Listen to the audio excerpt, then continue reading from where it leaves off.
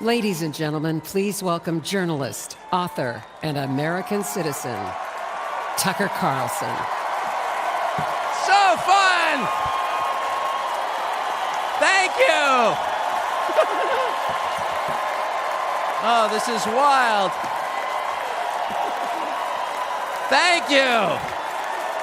I've been... Good to see you. Thank you. I feel like I know about half the people in the room. This is wild. What are you doing? Justin Wells. Thank you, guys. Okay. Can I just say, Peter Navarro is back. Welcome to Peter Navarro. Suffering the fate that has happened to so many who are friends with Donald Trump. Thank you for having me. I have been to many conventions. I have never been to a more fun convention or a convention with better vibes. They literally let Navarro out of prison. First of all, thank you. This feels a lot different from what I thought it was going to feel like. I can't hear you, but I know it's something good. So, I watched the video of what happened in Butler, Pennsylvania about 50 times. I think I was one of about 8 billion people around the world who watched it. And the more I watched it, the more it struck me that everything was different after that moment. Everything. And this convention is different.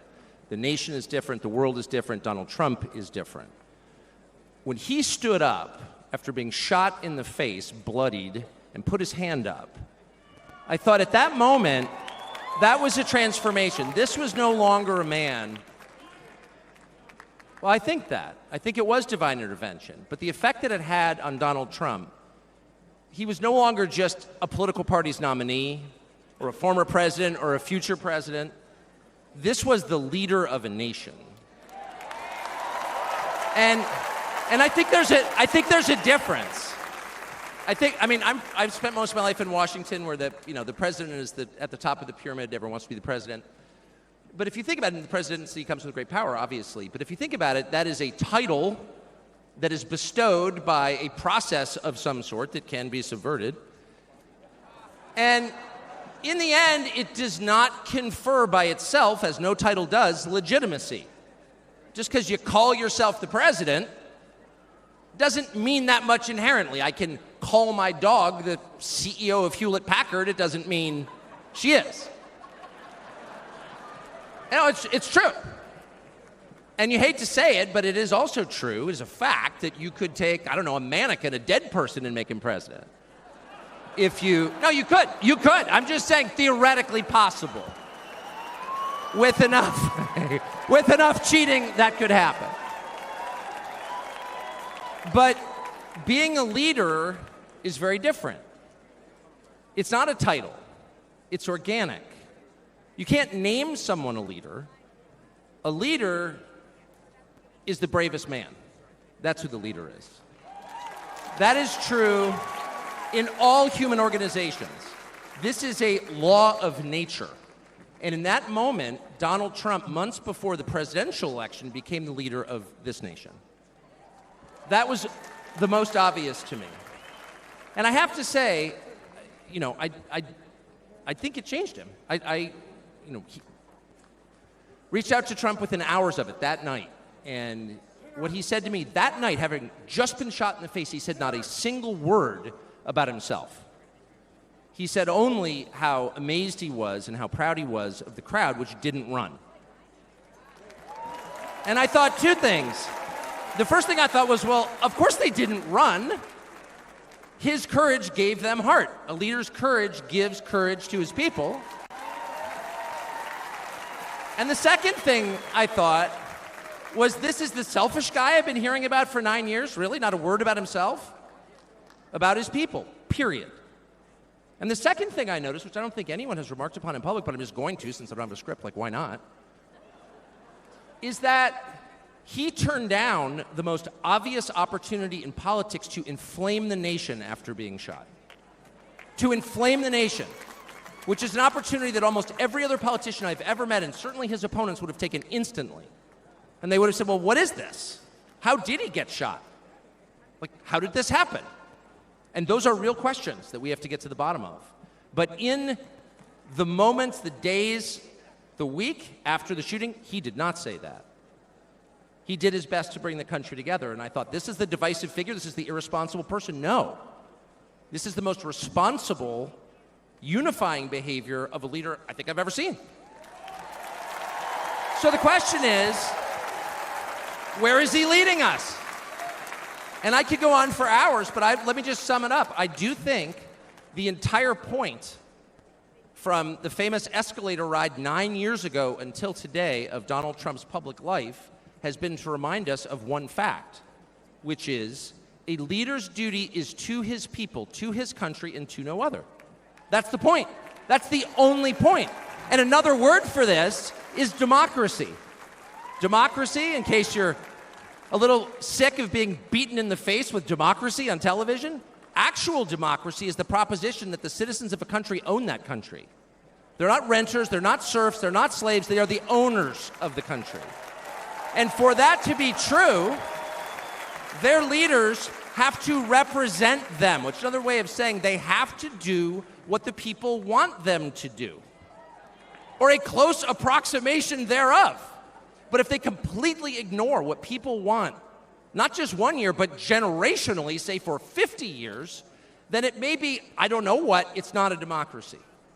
And so I think the entire Trump project, paradoxically, is attacked as an enemy of democracy, is to return democracy to the United States. Hey, let's pay attention to what people actually want. And the lack of interest in that question in Washington is something that ultimately drove me out of the city after 35 years. Lawmakers stepping over the prostrate bodies of their fellow citizens ODing on drugs to go cast votes to send money to some foreign country. Yeah, actually, we've lost more Americans from drugs in the past 4 years than we lost in World War II. Yeah, our bloodiest war. More than we lost in World War II. Does anybody care? It is pathetic. It is pathetic. And do you hear a single word from Washington about doing anything about it? We know where the drugs are coming from. We know the supply routes. The U.S. military spent billions bombing the Ho Chi Minh Trail. You don't see our commander-in-chief suggesting that we use our military to protect our country or the lives of its citizens. No. That's for Ukraine. And it's too much, actually. It's too insulting. It's too insulting. It's a middle finger in the face of every American. It's a very clear statement, which is unmistakable. And that is, we don't care about you. And Donald Trump, whatever you say about him, and I think he's a wonderful person. I know him well. By the way, the funniest person I've ever met in my life, actually. You can't be funny without perspective or without empathy, which is true. But everything else about Trump aside, he actually cares because he's interested in the people who live here because that's his job. A father's job, his duty is to his family.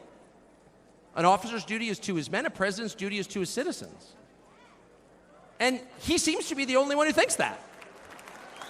And in his choice for vice president, J.D. Vance, he's made that really clear. J.D. Vance, I'll say this about him, is a thoroughly decent man, and I'll just admit it, a friend of mine, one of the very few politicians in Washington who actually is very close to his own wife, which is wonderful to see. And she's wonderful, actually. But J.D. Vance has views that are closer to Trump's voters than anyone else in Washington in office. Therefore, he's the vice president. That's called democracy. So I will stop on just one point, and that is what's happened over the past month since the debate, and particularly on Saturday in Butler. I think a lot of people are wondering, what is this? This doesn't look like politics. Something bigger is going on here. I think even people who don't believe in God are beginning to think, well, maybe there's something to this, actually. And I'm starting to think it's going to be okay, actually. I do think that. The day after the midterm elections in 2018, Antifa came to my house. The Democratic Party's militia, okay? I was at work. It was obvious when I was at work because it was public. My wife was home alone. They tried to come in through the front door. They terrorized her. She hid in our pantry. It was on television. It was horrible, actually.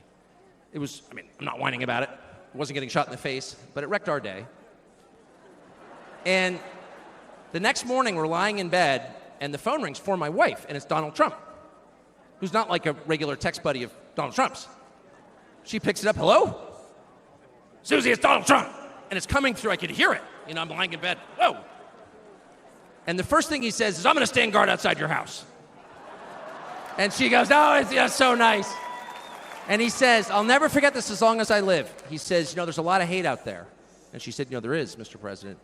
And then he says, but there's a lot of love. There's a lot of love. And we are seeing that love. I don't think it's human love. And I'll just stop with this. I'm not always convinced that I'm on the right side. I've been on the wrong side many times. You'll never hear me say, I'm on God's side, or God's with me, or even I'm with God. I want to be, not sure I am. But I will say this unequivocally and conclusively. God is among us right now. And I think that's enough. God bless you. Ladies and gentlemen, please welcome Golf General Manager, Trump National Doral, Carrie Ruiz.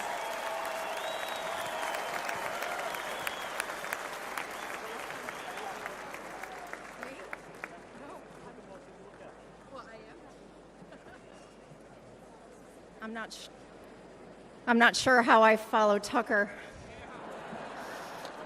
but I'm going to give it a go. Good evening, everyone. My name is Carrie Ruiz, and like some people on this stage this evening, I am not a politician. I am not a public figure. I'm a mom of 3 and a woman of faith who's been fortunate to work side by side with Donald Trump and his amazing family.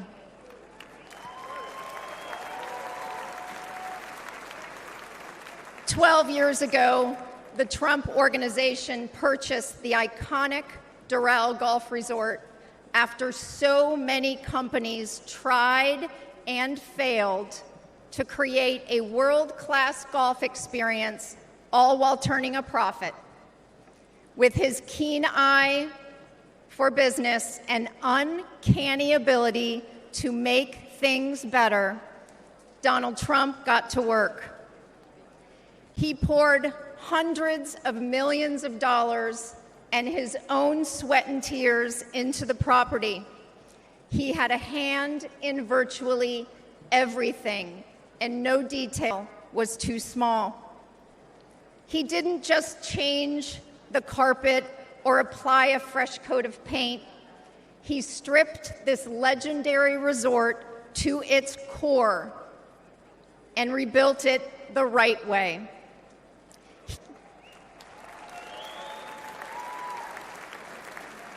He did the hardest things to make it great again.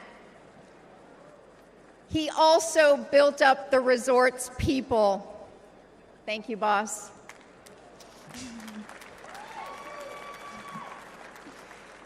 He empowered us. He listened to us, all of us, and he still does. No matter your role, he asks questions. He wants different opinions. He never demands more of us than he is willing to give. He is as generous as he is brave.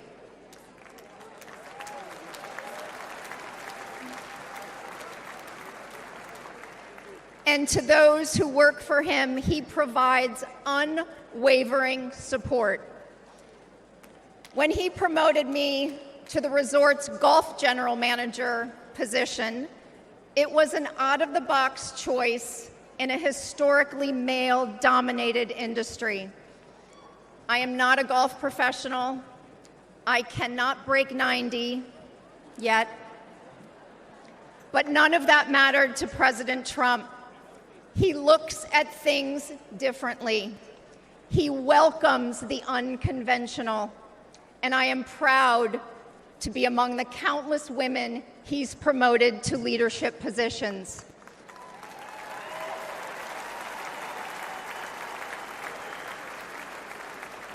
I might add, he did it all while no one was looking.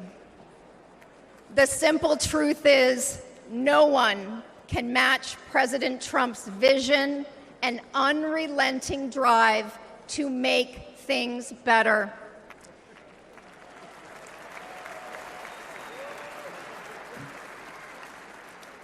He did it at Doral. He did it as president. He will do it again.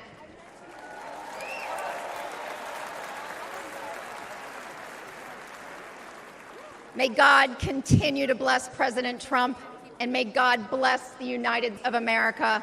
Thank you.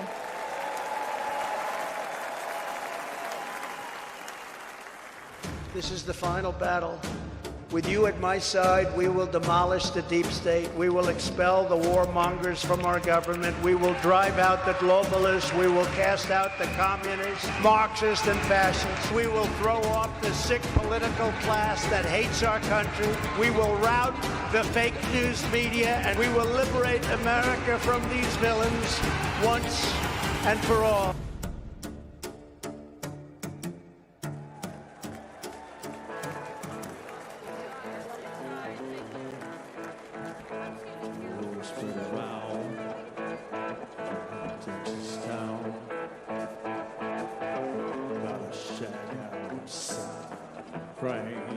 You know what I'm talking about? Just let me know if you want to go to that whole out place. They got a lot of nice girls out there.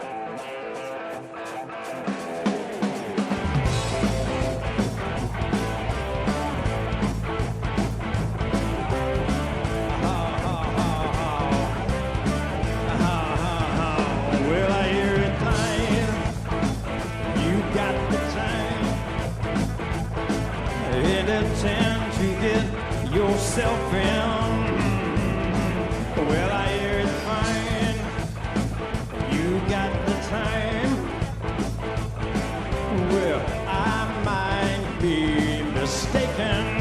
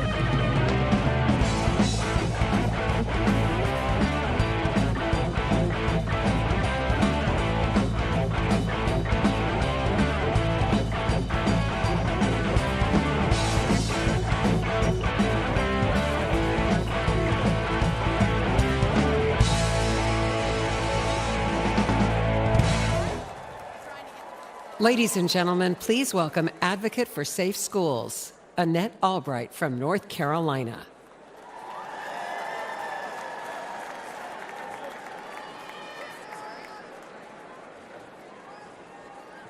Thank you. Thank you so much. Good evening. My name is Annette Albright. I grew up in the small town of Mount Airy, North Carolina. North Carolina! Like my parents and my grandparents, I was a lifelong member of the Democrat Party. Don't worry, the story gets better from here.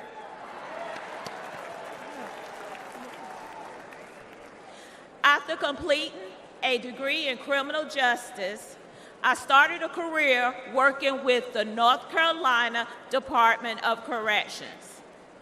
I left my job in the criminal justice system to work for Charlotte-Mecklenburg School District to engage our youth before they got stuck in the system.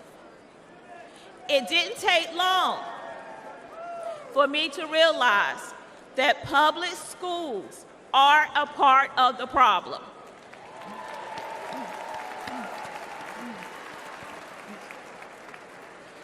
Sadly, too many of our schools are more like prisons than places of learning. That must change.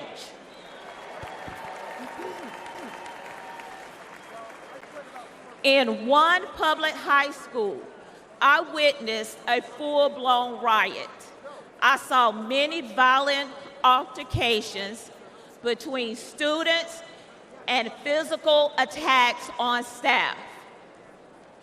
During my 14 years working with the Department of Public Safety, offenders never laid a hand on me. Yet, I was violently assaulted by a group of students in a public high school.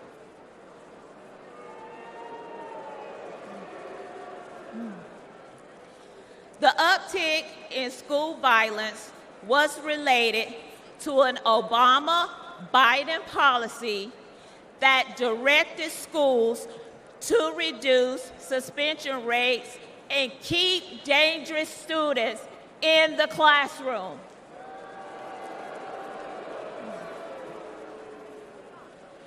President Trump reversed the Obama policy and put the safety of our kids first.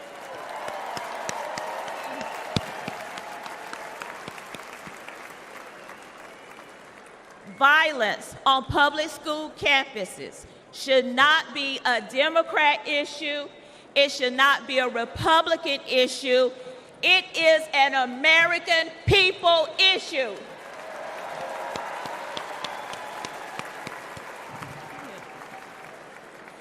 Sadly, I've repeatedly seen that the Democrat Party cares more about appeasing the teachers' union than they do about prioritizing the needs of our kids.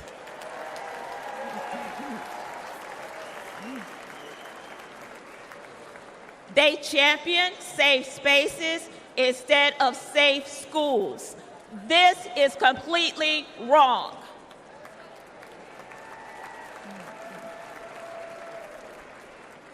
Little by little, I began to see the truth. While Democrats spend more money on a broken system, Republicans are empowering parents and fighting for school choice.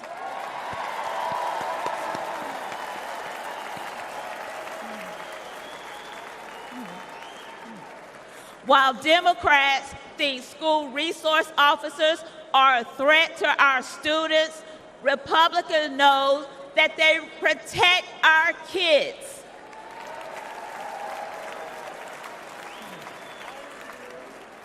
While Democrats won't admit that our schools are failing, Republicans will fix the system and make our schools safe.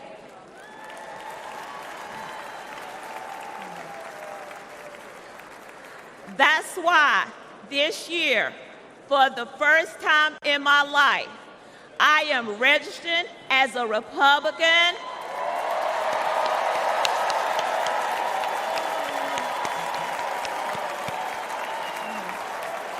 Thank you.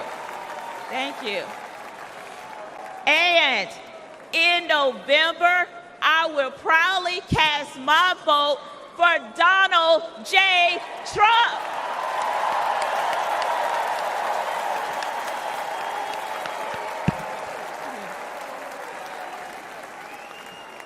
Only together we can make America's schools great again. Thank you, and God bless America.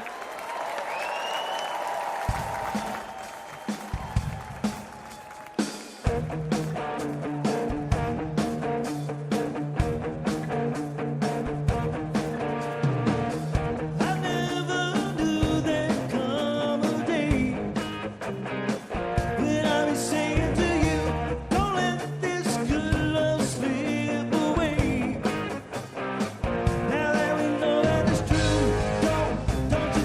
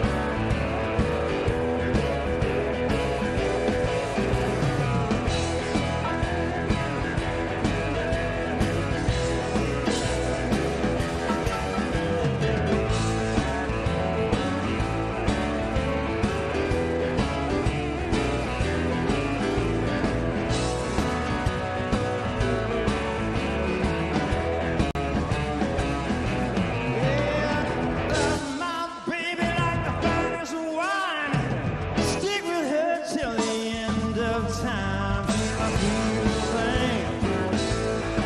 She's my pride and joy. She's my sweet little baby. I'm her boy. Yeah, look, my baby, heart and soul.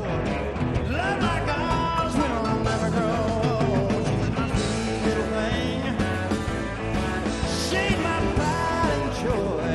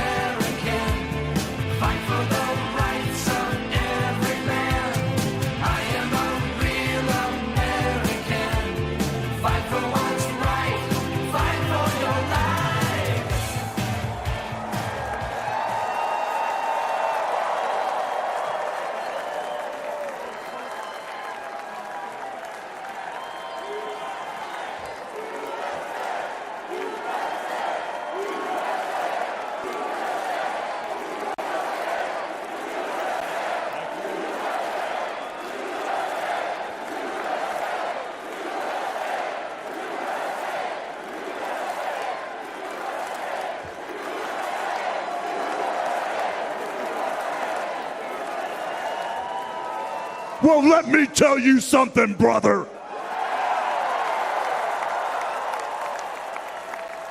You know something?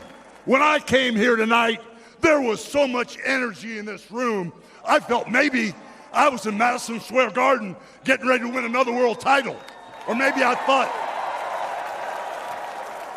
the vibe was so intense, the energy was so crazy, it felt like maybe I was gonna press that no good stinky giant over my head and slam him through the mat, brother. But what I found out was I was in a room full of real Americans, brother. And at the end of the day, with our leader up there, my hero, that gladiator, we're gonna bring America back together. One real American at a time, brother.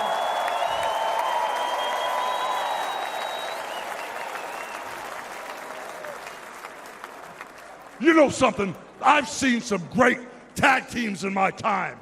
Hulk Hogan and, ooh yeah, the Macho Man Randy Savage. But you know something?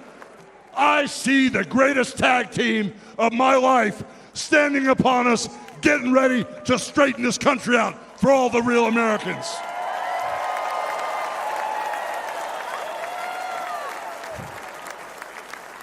You know, even though you guys are real Americans, you better get ready.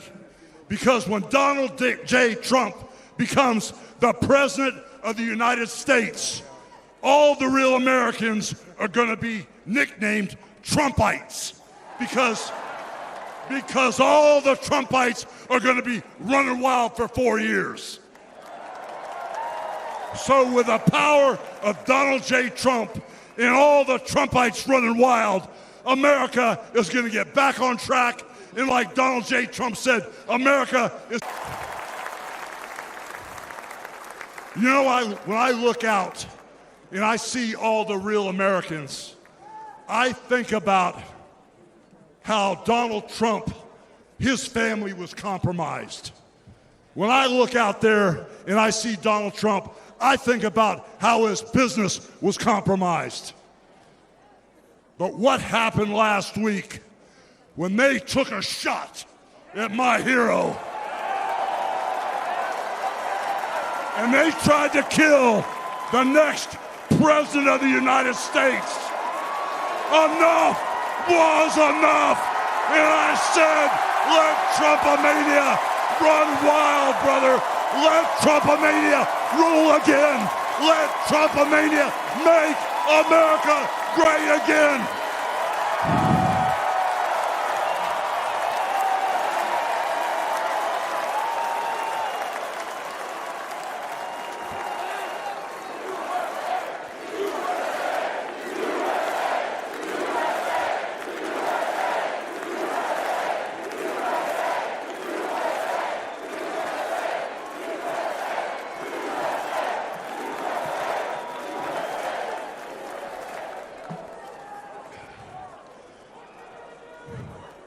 You know something, Trumpites? I didn't come here as Hulk Hogan, but I just had to give you a little taste. You know, my name is Terry Bollea. And as an entertainer, I love you too. And as an entertainer, I tried to stay out of politics. But after everything that's happened to our country over the past 4 years, and everything last weekend, I can no longer stay silent.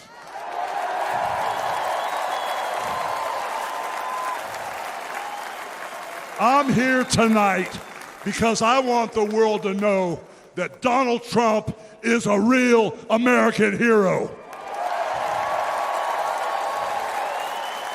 And I'm proud to support my hero as the next President of this United States.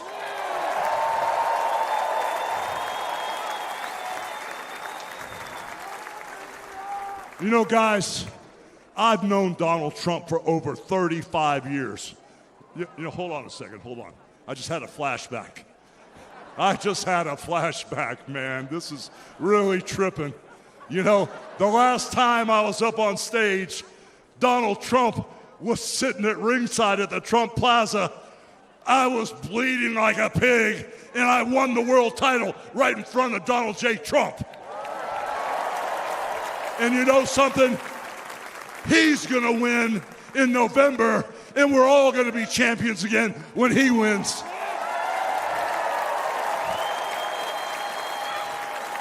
And like I said, I've known that man for over 35 years, and he's always been the biggest patriot, and he still is. He's always told you exactly what he thought, and he still does, brother. And no matter the odds, he always finds a way to win. And when he's back in our White House, America is going to start winning again.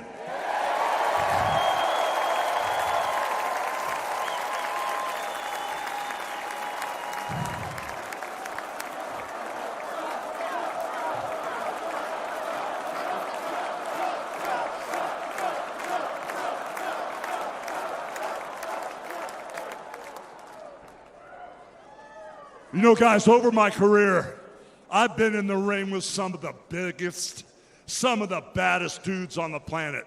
And I've squared off against warriors, ooh yeah, savages. And I've even, like I said, body slammed giants in the middle of the ring. And I know tough guys. But let me tell you something, brother. Donald Trump is the toughest of them all.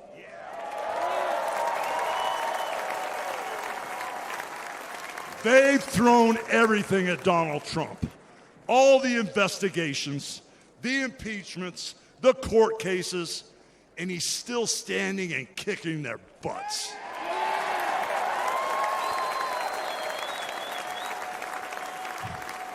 You know, we never had it better than the Trump years. Back then, we had a thriving economy. We had strong borders. We had safe streets. We had peace and respect around the world. But then we lost it all in a blink of an eye. Crime is out of control. The border is out of control.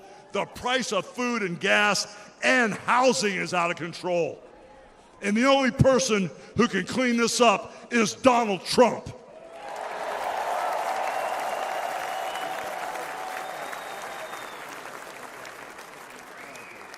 You know, guys, I really, really love this country.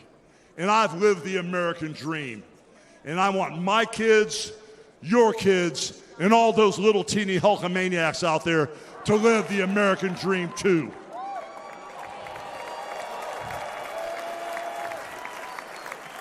This November, guys, we can save the American dream for everyone. And Donald Trump is the president who will get the job done. So all you criminals, all you lowlifes, all you scumbags, all you drug dealers, and all you crooked politicians need to answer one question, brother. What you gonna do when Donald Trump and all the Trumpomaniacs run wild on you, brother? God bless you, and thank you.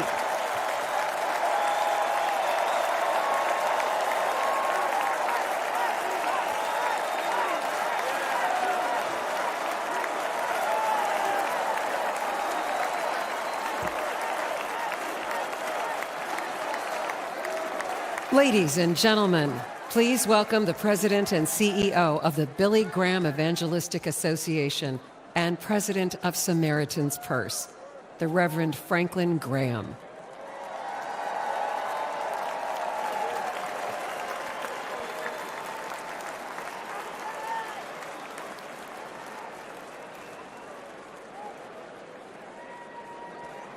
Good evening. I've got the hardest job tonight. I have to follow Hogan. But I stand here tonight as a private citizen who loves this country. I've been asked to say a few words and then to pray, and we're going to do that. Last Saturday in Butler, Pennsylvania, President Trump had a near-death experience. no question. But God spared his life. And when we go through those experiences, it changes us. It can cause us to examine our lives and to reevaluate our priorities, as you should. When President Trump rose from that platform, he rose with his fist raised in strength, showing America his unshakable resolve to fight for them in this nation.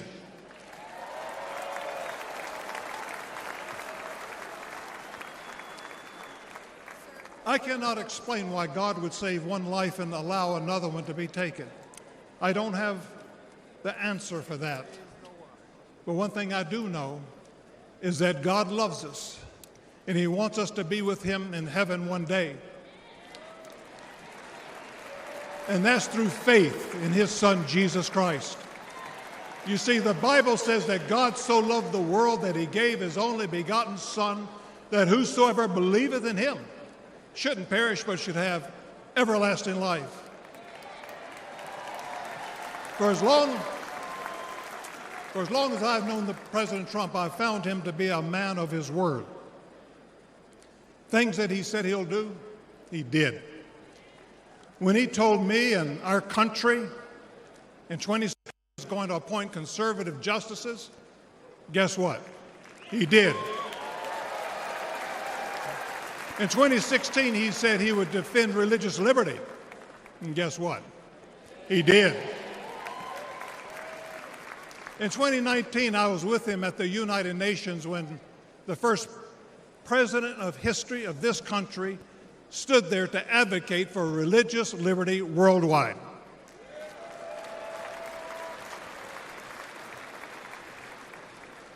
When American citizen and Pastor Andrew Brunson was being held in a Turkish jail on false accusations, President Trump demanded that he be released. And he applied economic pressure and sanctions until they did that. I'm grateful and thankful for what he did as a 45th president of the United States.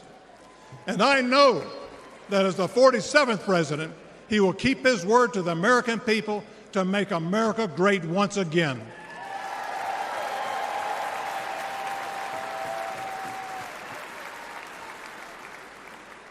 It's an honor for me to be asked to pray for Donald Trump this evening. And so what I'd like to do, I'd like us to pray, but I'd like us all to stand as we call upon the name of the God of heaven.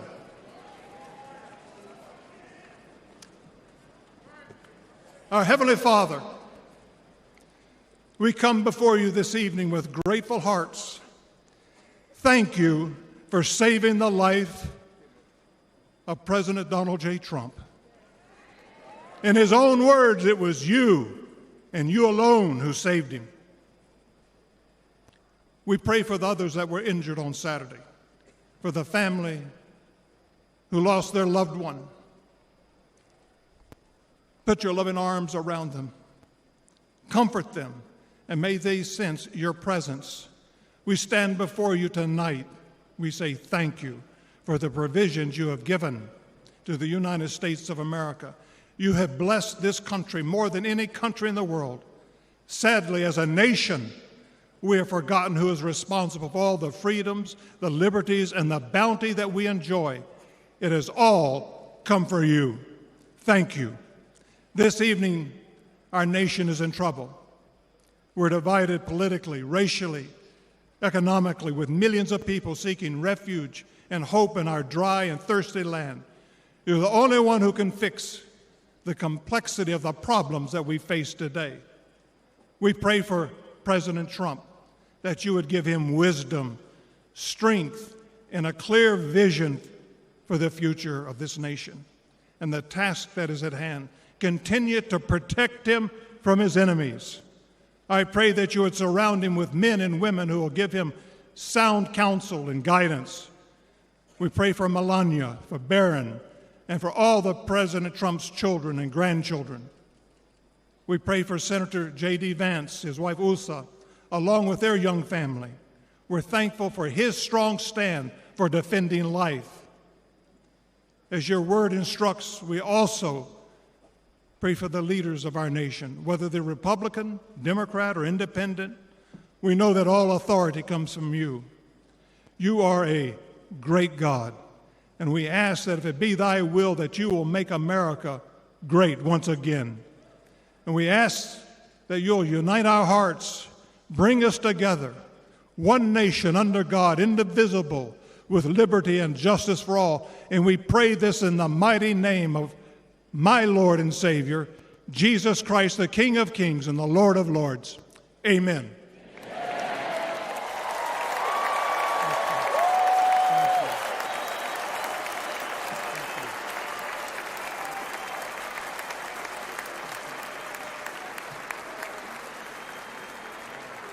Ladies and gentlemen, please welcome businessman and Executive Vice President of the Trump Organization, Eric Trump.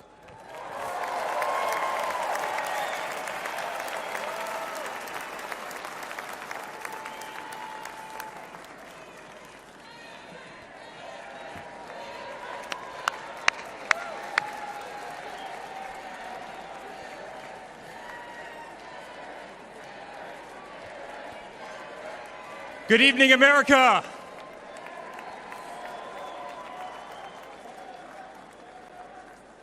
Eight years ago, my father sat our family down. He spoke of a nation in decline, of dreams slipping away, of a future endangered by failed leadership and broken promises. It was in that moment I knew my father had made a decision that would forever change our lives. We realized he had chosen to step into the arena, to fight for the soul of America. He decided to leave behind the comforts of an unbelievable business empire, to leave behind everything he had ever built, to answer the call to serve our nation.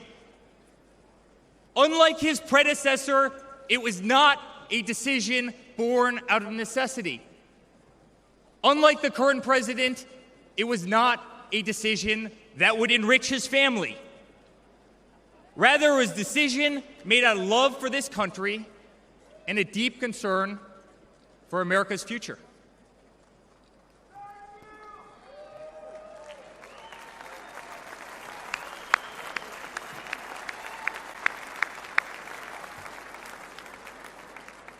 My father was clear it would not be easy, that there would be a huge price to pay, and that the attacks would be vicious. Looking back, that was an understatement. The made-up Russia hoax, the sham impeachments, the efforts to destroy an unbelievable company, a company that I run today, the efforts to cancel us, to silence him, to gag his free speech, and to drag him through every radical left courthouse in America, to take his life. Yet through it all, he's shown unwavering courage and determination, not just in public, but in every private conversation with me and our family.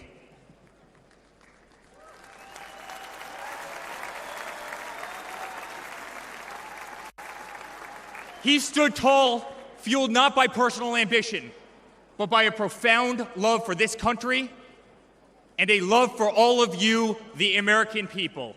That man is my father. That man is the 45th president and soon to be 47th president of the United States. That man is Donald J. Trump.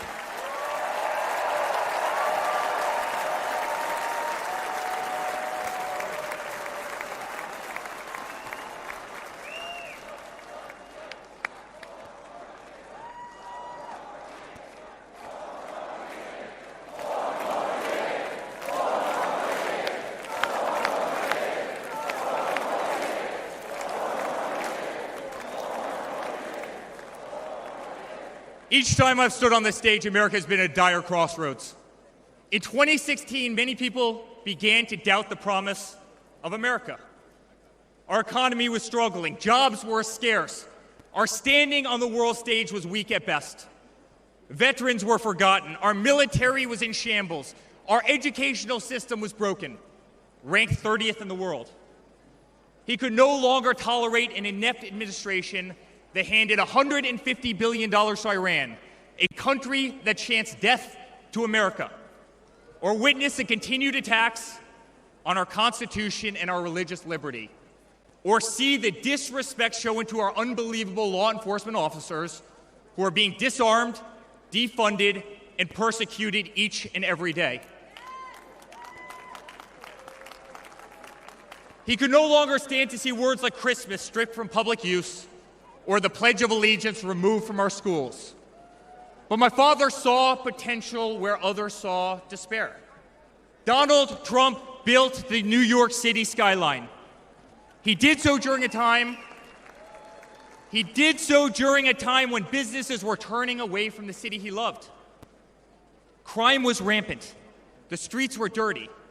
But he had the Midas touch, and he turned those streets and neighborhoods into gold. He faced every challenge with tremendous vision and grit. As he did during the 2016 election, he rolled up his sleeves. He remained unapologetic. He did not care to be politically correct.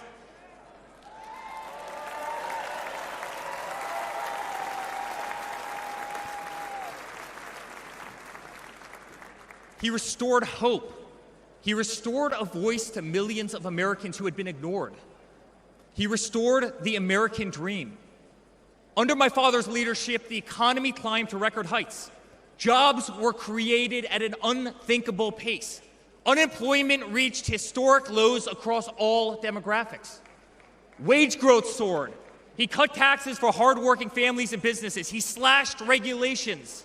We saw the greatest 401k increase in American history.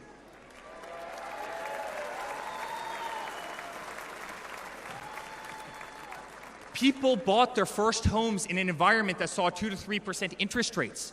They started their families. My father made the United States energy independent with the lowest gas prices in decades.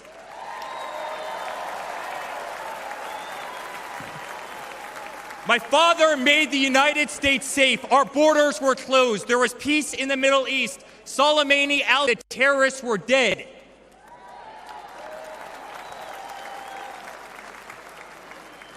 My father made the United States respected again, with the courage to walk into countries like North Korea, with the courage to impose tariffs on China, and with the courage to tear up trade deals that cost Americans their jobs.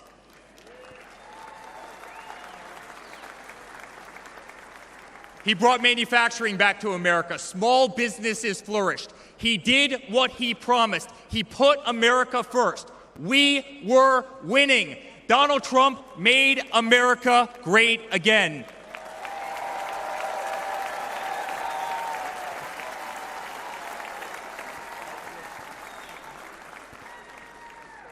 But he also created a movement that threatened the special interests and the political elites.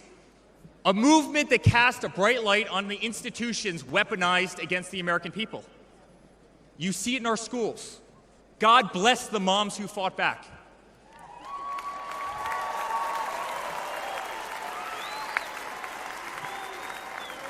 You see it in your workplace. You see it on every news station, in every newspaper. You see it in the military. The most iconic military installations on planet Earth are stripped of their identity and renamed. Fort Bragg, Benning, Fort Hood. You see it in Hollywood. You see it in our two-tier judicial system. They don't even hide it anymore. My father has been censored. The former president ripped off Twitter, Instagram, and Facebook while terrorist organizations remain intact. My father has been persecuted, targeted by far-left Democrats funded by special interest groups and hand-picked judges. My father has been pulled off the ballots of states, radical justices attempting to defy the will of millions of Americans who adore who he is and what he stands for. My father even became the target of an assassin who almost killed America's single greatest hope for our future. The swamp is terrified of this incredible movement. They're terrified of it. They're terrified of you and the tens of millions of people watching us on TV right now. They've tried everything to keep him from you, everything, to destroy his legacy, to destroy his family. They have failed, and they will not win.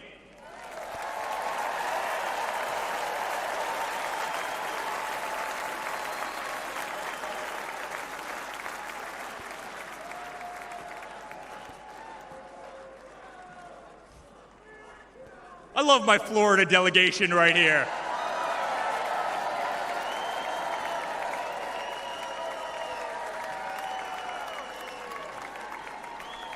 Thank you, guys. My father stands before you with the most votes of any Republican candidate in the history of our nation.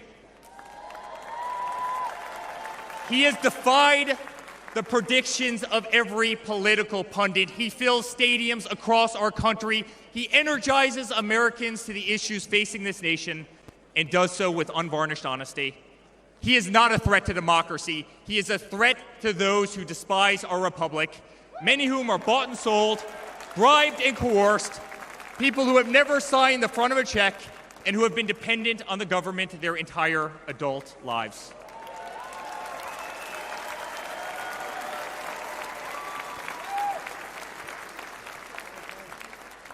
Today, as it was in 2016, America's at that crossroads again. Energy prices are soaring. Interest rates are crippling. Everything is unaffordable. The US dollar has been diminished. Inflation has made it impossible for Americans to live, to save for their future. Our infrastructure is crumbling. Our border is out of control. Millions are dead and displaced in Russia and Ukraine, a war that has no end and a war that we are funding. The Middle East has become a hornet's nest. Our greatest ally, Israel, totally under siege. Fentanyl is killing our youth and destroying families, while the current administration stands idly by, hoping their inaction will import illegal votes. Crime terrorizes our cities and our suburbs as far-left policies handcuff police. Male athletes, guys my height, 6'5", are swimming in women's sports.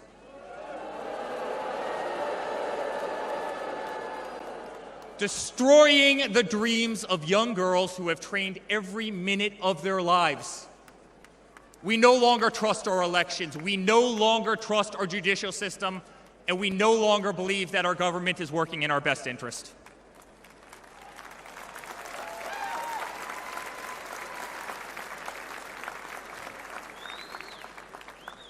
In spite of where we are today as a nation, I'd like to speak to every American. To the homeless veteran sleeping under a bridge as illegal immigrants are housed in the most expensive hotels in New York. I'm sorry. We know it's wrong, and we will fix it.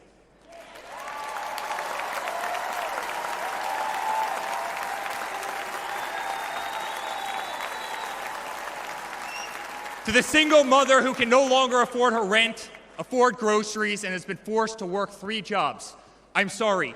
It does not have to be this way. To the parents who lost a son or daughter to fentanyl, including the incredible woman that spoke the other night, while an administration does absolutely nothing, I'm sorry. Your government can do so much better, and it will.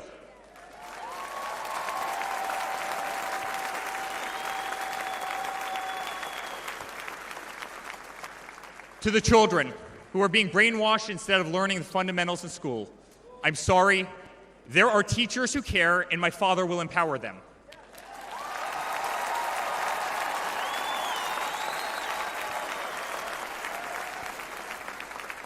To the law enforcement officers, our brave Border Patrol, Secret Service agents who work every single day to protect our communities, knowing damn well that the system will throw you under the bus, I'm sorry.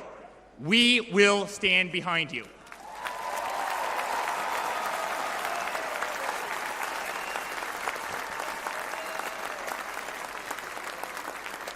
To commuters often petrified to take a bus, take a train, or walk the streets in cities across our nation, I'm sorry. That man right there will fix this.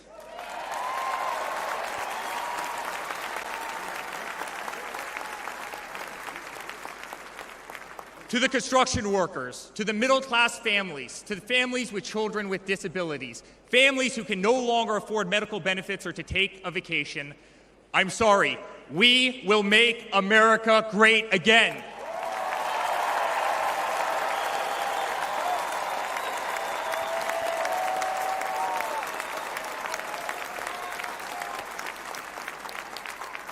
And to my father, who has been ruthlessly silenced, slandered, and attacked by a corrupt administration, I'm sorry.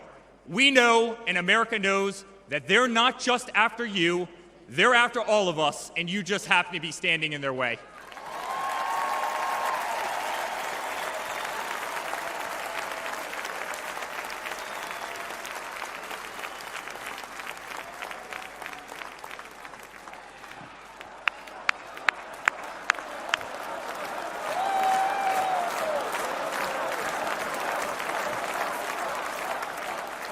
To all Americans watching tonight, the greatest retribution will be our success. Success not just for ourselves, but for our grandchildren and our children. Under President Donald J. Trump, the swamp will be drained. America will be respected. Our cities will be safe. Our streets will be clean. And our border will once again be secure.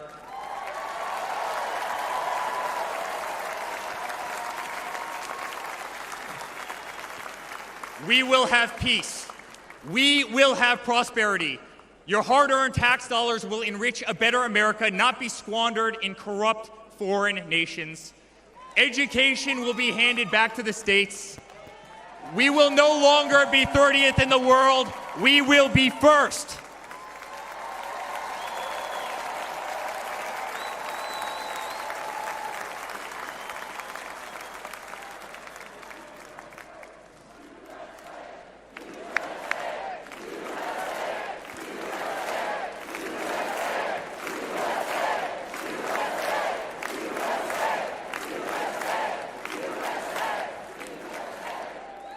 Our children will understand family, our children will have values, and our children will love God.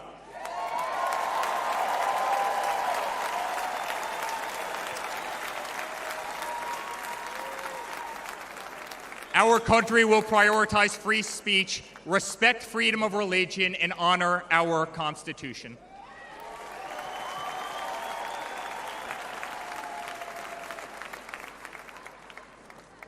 As his son, I've never been more proud of a person in my life. A man who has defied all odds more than once. A man who believed in the promise of America when others turned away. A man who saw a nation in need of a champion and answered that call with unwavering determination and courage. A man who survived a bullet that was intended to eliminate him permanently from our future and from our family. Never have I been more proud to be a Trump.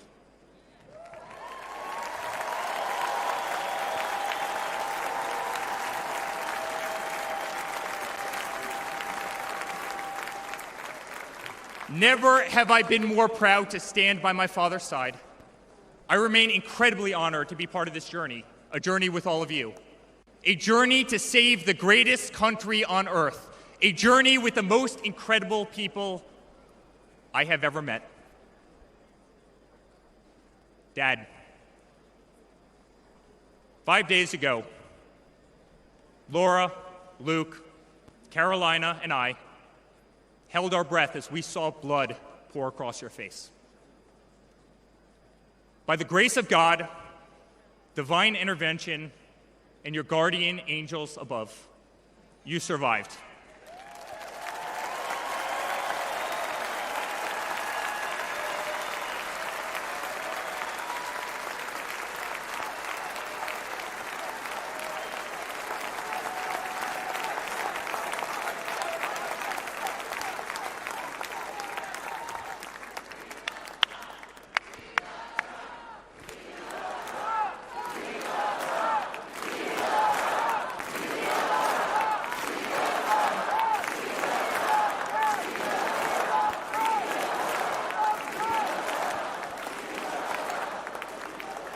You are the greatest fighter I have ever seen.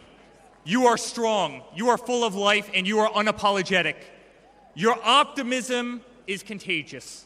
Your tone is unbreakable. Your conviction to fight for what is right and against all that is wrong is truly next level.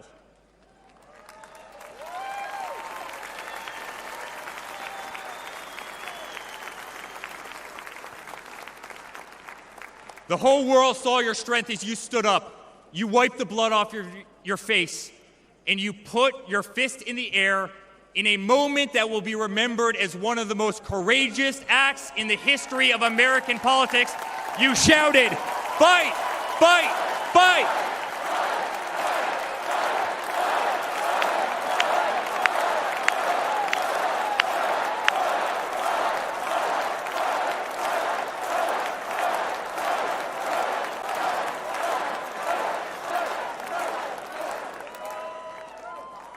I'm honored to be your son. I'm honored to speak to our great nation tonight. You are a true leader. You epitomize strength. Our country loves you. Our country appreciates you. Our country misses you. And on November 5th, our country will re-elect you as the 47th President of the United States of America. Good night, Milwaukee. God bless you all.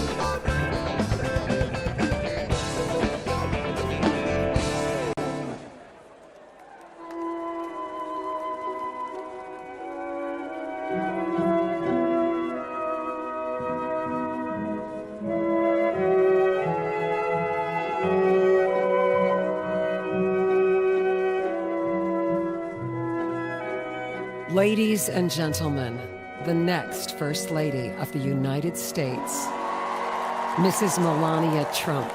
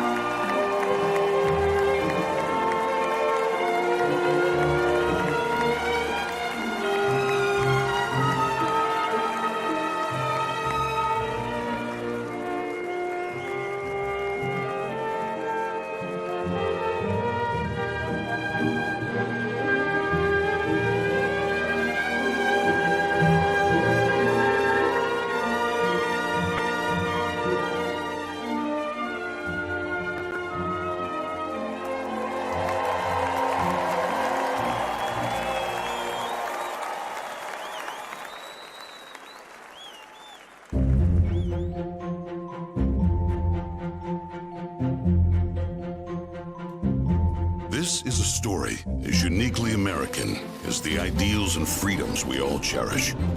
A story of a life dedicated to dreaming big. A story about giving back to the people in his beloved city.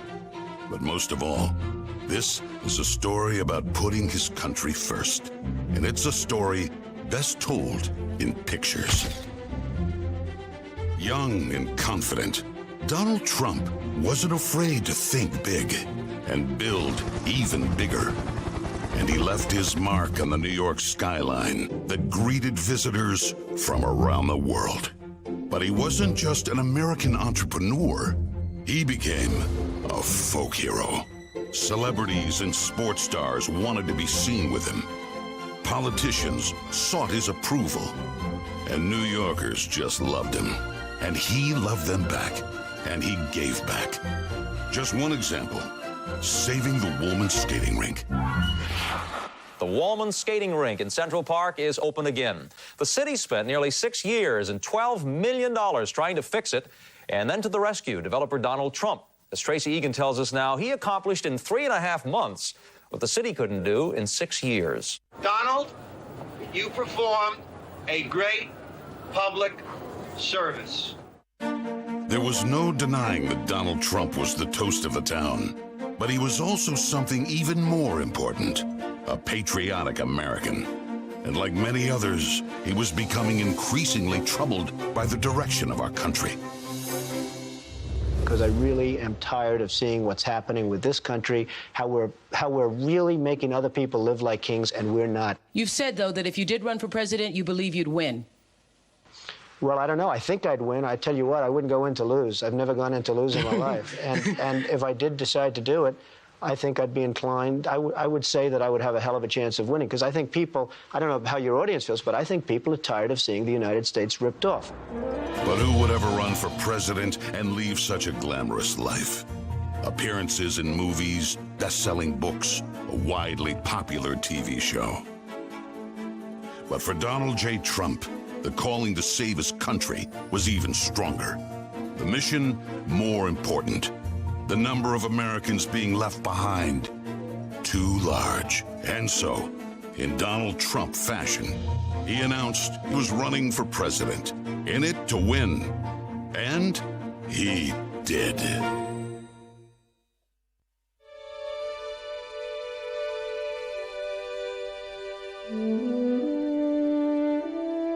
From his first day in office, the Washington politicians learned something about President Trump. He's not afraid to fight for what he believes in. They call that having the courage of your convictions. First up, the Trump tax cuts, largest in America's history, and it led to higher take-home pay for working families.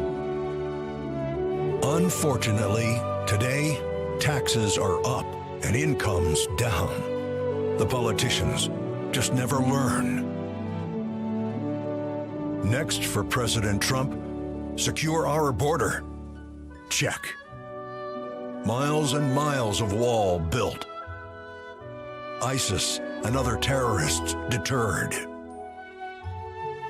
But now, we have the Barney Fife of border security, leading to 250,000 Americans dead from fentanyl coming in. Brutal migrant crime spreading across America. And ISIS now here. President Trump promised he'd keep America out of endless wars. Welcome words to the families of our young men and women who serve. And another promise kept.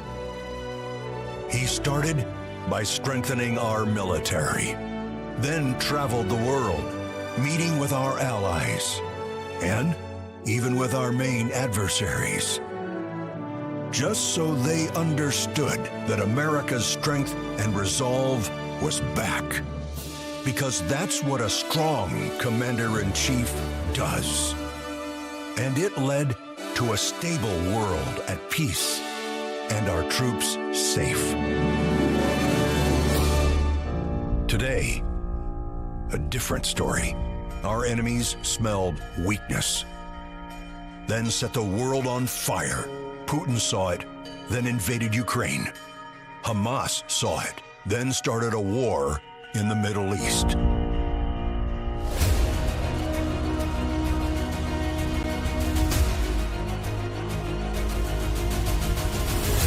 There's one more thing we've learned about President Trump. He believes so strongly in America, so optimistic for our possibilities, and so committed to fighting to once again make our country great, that there is nothing that is going to stop him.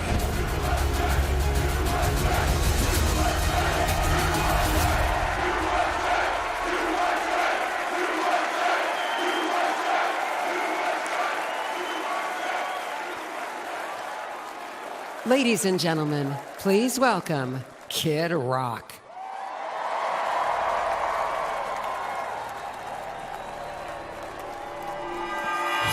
What up, America? If you're ready for President Trump to take the stage, I need everybody to stand up. I need everybody to put a fist up in the air. Everybody, get a fist up in the air. Now follow me. Say fight, fight. Say fight, fight. Say fight, fight. That's how somebody scream.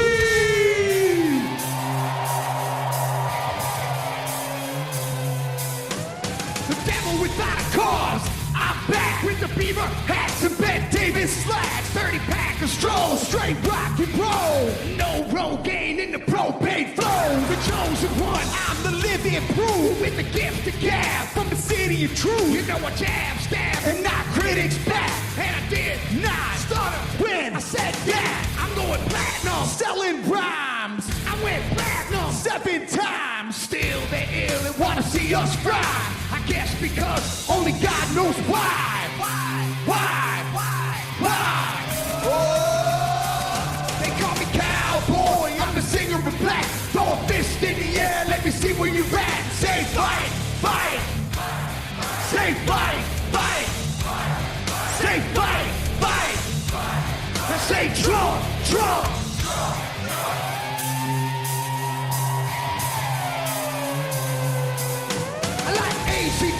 hands easy time. Bocephus beasties and the kings of rock. Skinner and Seeger, Lipcorn and Stones. David Allen and the No-Show Jones. Yeah, pass that bottle around. Got the rock from Detroit, the soul from Motown. The underground, straight Detroit pimp. With tracks to Mac and slap back to back. Never gain no pay, I don't play with ass. So watch me rock with Liberace Flash. Punk rock the Clash, boy bands are trash. I like Johnny Cash and Grandmaster Flash. Flash, Flash, Flash, Flash. Oh, they call me Cowboy. I'm a singer in black. Throw a fist in the air. Let me see where you're at. Say fight, fight. Say fight, fight. Say fight, fight. Say Trump, Trump.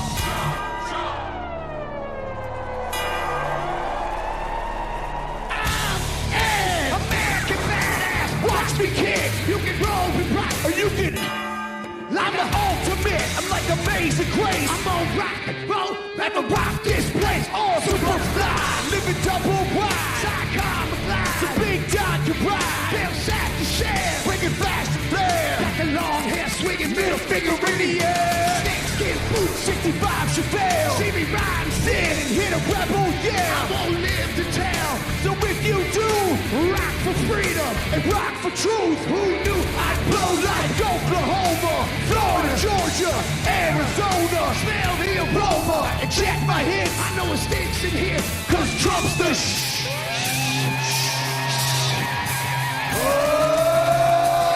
They call me Cowboy, I'm a stinger in black. Throw a fist in the air, let me see where you're at. Say Trump, Trump. Say Trump, Trump. Say Trump, Trump. Say Trump, Trump. I need to hear you louder than that. One more time. I'm a cowboy, badass and black. You singing Trump, Trump. From side to side, from front to back. Come on, Trump, Trump. I put Detroit City back on the map. We singing Trump, Trump. Kid Rock's in the house. This is where I'm at. Ladies and gentlemen, get ready for the most patriotic American badass on earth, President Donald J. Trump. But first, another American badass, my brother, Dana White. God bless America.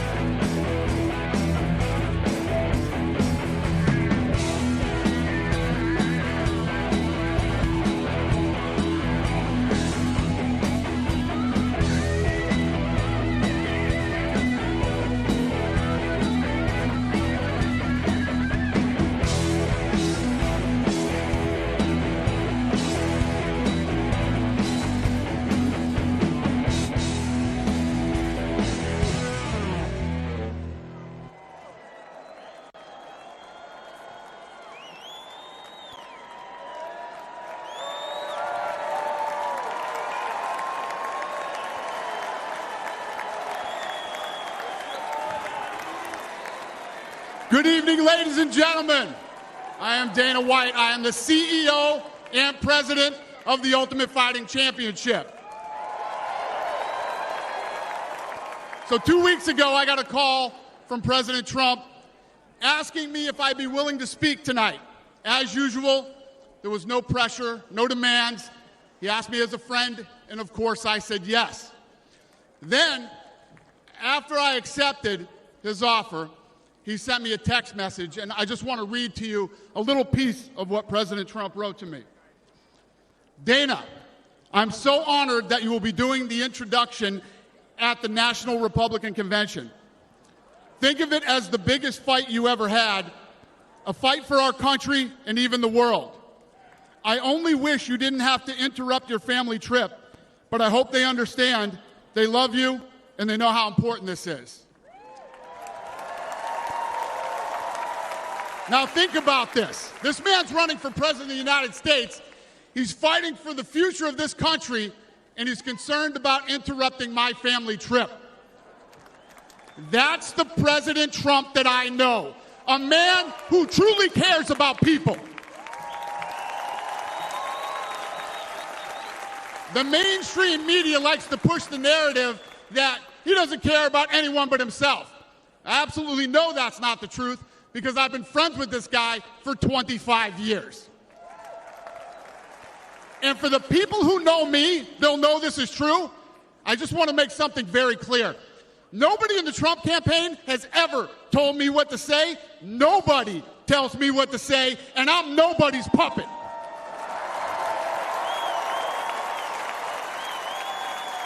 And I'm not telling you what to think. I'm telling you what I know. And I know President Trump. I know President Trump is a fighter. I've been saying this since 2000. Now look at what's happened over the last 10 years. We have all seen it with our own eyes. I'm in the tough guy business, and this man is the toughest, most resilient human being that I've ever met in my life. The higher the stakes, the harder he fights, and this guy never, ever gives up. So what's at stake here? The answer is in President Trump's text, and I quote, "A fight for our country." I know why he's running for president again. Why else would he put himself through everything he's dealt with just to get back here? We all know he doesn't need this. This guy's got a great life. He has a beautiful family, and he has achieved everything that you could possibly achieve in life. I know President Trump is literally putting his life on the line for something bigger than himself, and he's willing to risk it all because he loves this country.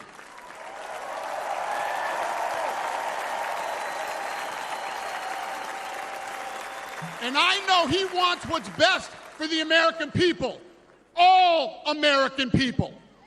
I know he's running for president to save our American dream. I'm living the American dream, and I know the American dream is very real. Whether you were born in this country or came here from someplace else, this is the last real land of opportunity.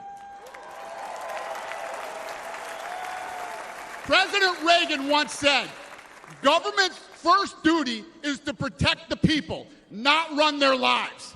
And if you're buried in government red tape, how will you ever start your own business? If you're struggling to pay your bills, how can you ever afford to start a family? And if you don't feel safe in your own town, why would you ever buy a house? I know that President Trump is fighting to save the American dream, and that's what's at stake in this election. We are choosing who we want to lead us in this fight. I know President Trump is a proven leader, a fearless leader, and this country was in a much better place when he was in the Oval Office. In my mind, the choice is clear. But this election, we all get to choose. I know I'm going to choose strength and security. I know I'm going to choose opportunity and prosperity. I know I'm going to choose real American leadership and a real American badass.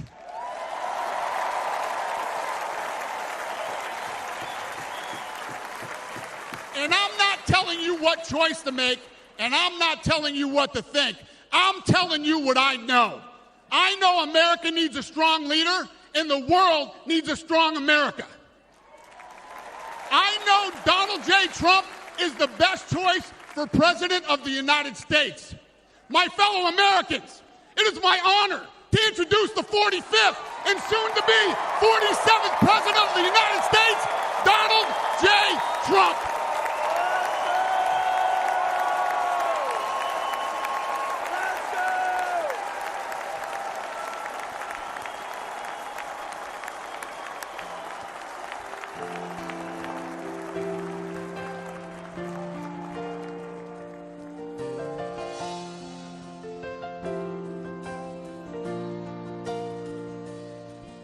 If tomorrow all the things were gone, I'd work for all my life, and I had to start again, just my children and my wife.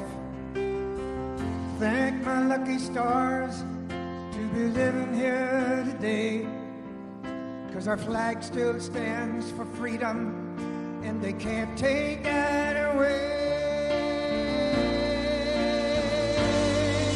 And I'm proud to be an American, where at least I know I'm free, and I won't forget the men who died, who gave that right to me, and I gladly stand up next to you and defend her still today, 'cause there ain't no doubt I love this land. Sing it. God bless the USA.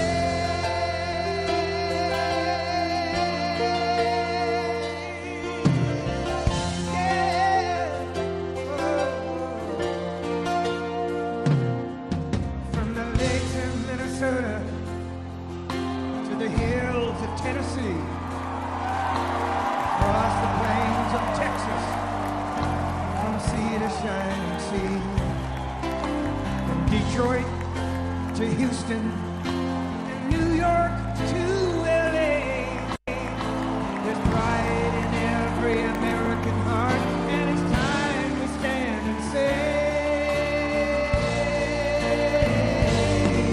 that I'm proud to be an American, where at least I know I'm free, and I won't forget the men who died, who gave that right to me, and I gladly stand up next to you and defend her still today, 'cause there ain't no doubt I love this land. God bless the USA.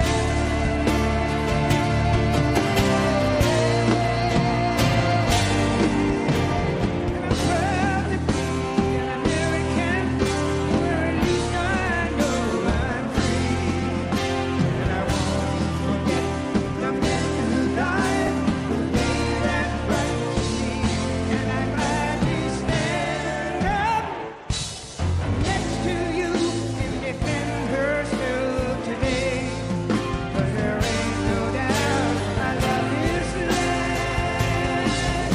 God bless the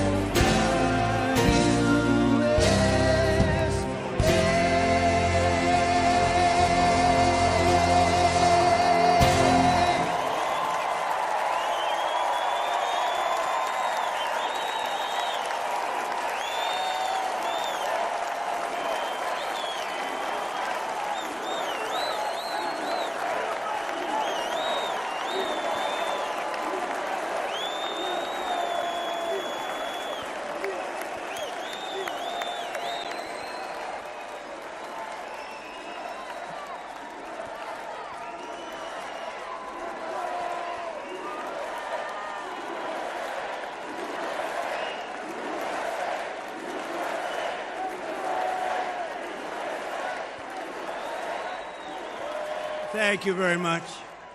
Thank you very, very much. Wow. And thank you, Dana. Thank you, Kid Rock, sometimes referred to as Bob. And thank you, Lee, right from the beginning. Thank you very much. What a talent. What a beautiful, beautiful song. Thank you. Friends, delegates, and fellow citizens, I stand before you this evening with a message of confidence, strength, and hope. 4 months from now, we will have an incredible victory, and we will begin the 4 greatest years in the history of our country. Together, we will launch a new era of safety, prosperity, and freedom for citizens of every race, religion, color, and creed. The discord and division in our society must be healed. We must heal it quickly. As Americans, we are bound together by a single fate and a shared destiny. We rise together or we fall apart. I am running to be president for all of America, not half of America, because there is no victory in winning for half of America. So tonight, with faith and devotion, I proudly accept your nomination for President of the United States. Thank you.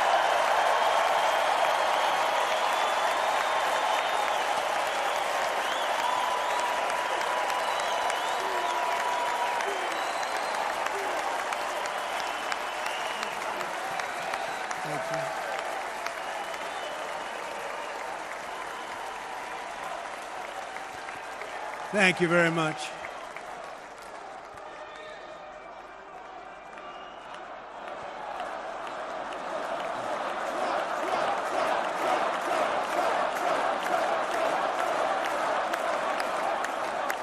Thank you very much. And we will do it right. We're going to do it right. Let me begin this evening by expressing my gratitude to the American people for your outpouring of love and support following the assassination attempt at my rally on Saturday.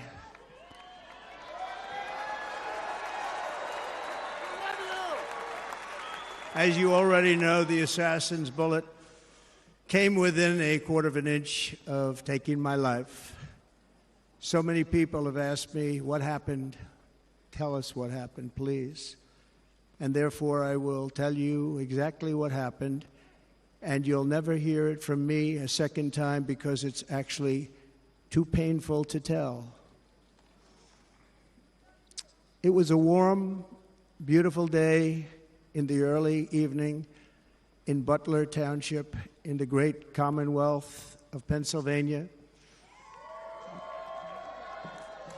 Music was loudly playing, and the campaign was doing really well.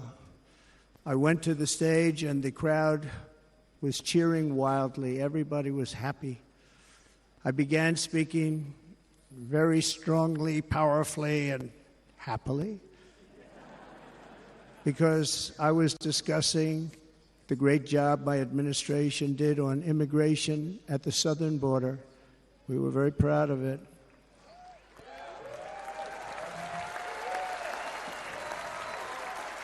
Behind me and to the right was a large screen that was displaying a chart of border crossings under my leadership. The numbers were absolutely amazing. In order to see the chart, I started to, like this, turn to my right and was ready to begin a little bit further turn, which I'm very lucky I didn't do, when I heard a loud whizzing sound and felt something hit me really, really hard on my right ear. I said to myself, wow, what was that? It can only be a bullet. And moved my right hand to my ear, brought it down.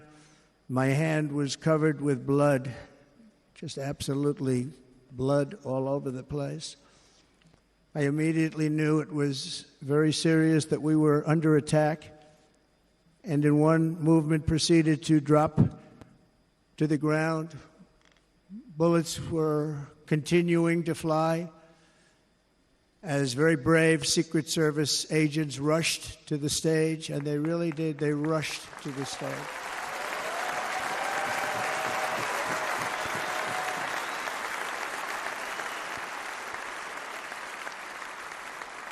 These are great people at great risk, I will tell you, and pounced on top of me so that I would be protected.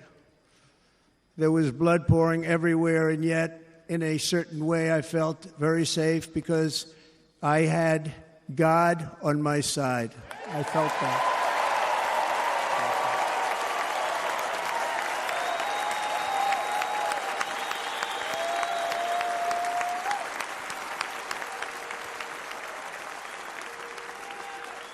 The amazing thing is that prior to the shot, if I had not moved my head at that very last instant, the assassin's bullet would have perfectly hit its mark, and I would not be here tonight. We would not be together.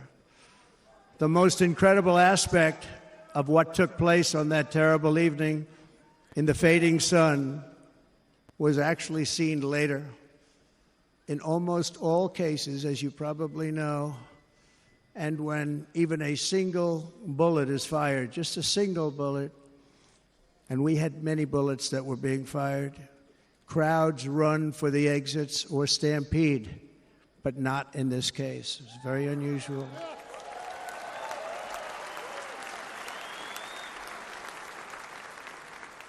This massive crowd of tens of thousands of people stood by and didn't move an inch. In fact, many of them bravely but automatically stood up looking for where the sniper would be. They knew immediately it was a sniper. And then began pointing at him. You can see that if you look at the group behind me. That was just a small group compared to what was in front. Nobody ran, and by not stampeding, many lives were saved. But that isn't the reason that they didn't move. The reason is that they knew I was in very serious trouble. They saw it. They saw me go down. They saw the blood and thought, actually most did, that I was dead. They knew it was a shot to the head. They saw the blood. And there's an interesting statistic. The ears are the bloodiest part. If something happens with the ears, they bleed more than any other part of the body. For whatever reason, the doctors told me that. I said, why is there so much blood? He said, it's the ears. They bleed more. So we learned something, but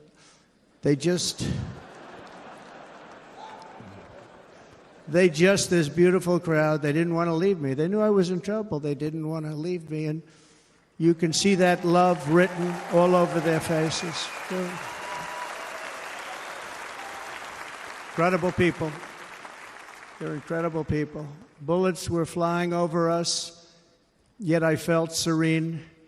But now the Secret Service agents were putting themselves in peril. They were in very dangerous territory. Bullets were flying right over them, missing them by a very small amount of inches. And then it all stopped. Our Secret Service sniper, from a much greater distance and with only one bullet used, took the assassin's life, took him out.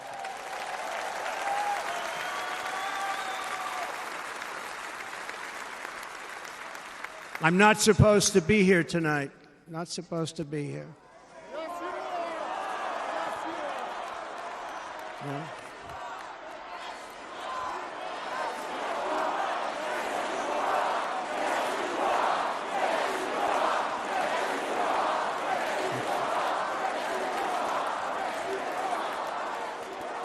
Thank you. But I'm not.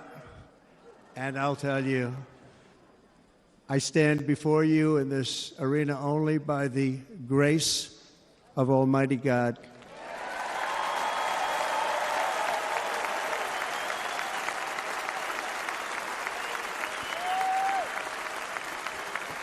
In watching the reports over the last few days, many people say it was a providential moment.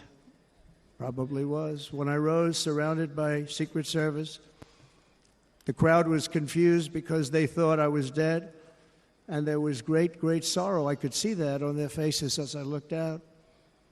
They didn't know I was looking out. They thought it was over. But I could see it, and I wanted to do something to let them know I was okay. I raised my right arm, looked at the thousands and thousands of people that were breathlessly waiting, and started shouting, "Fight, fight, fight."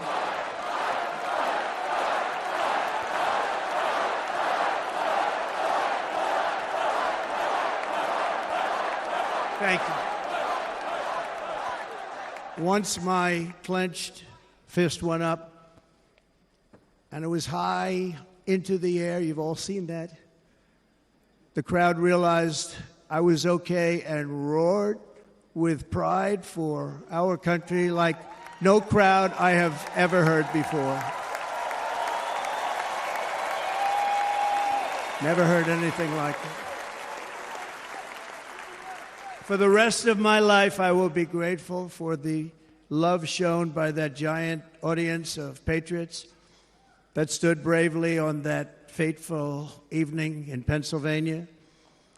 Tragically, the shooter claimed the life of one of our fellow Americans, Corey, comparator, unbelievable person, everybody tells me. Unbelievable.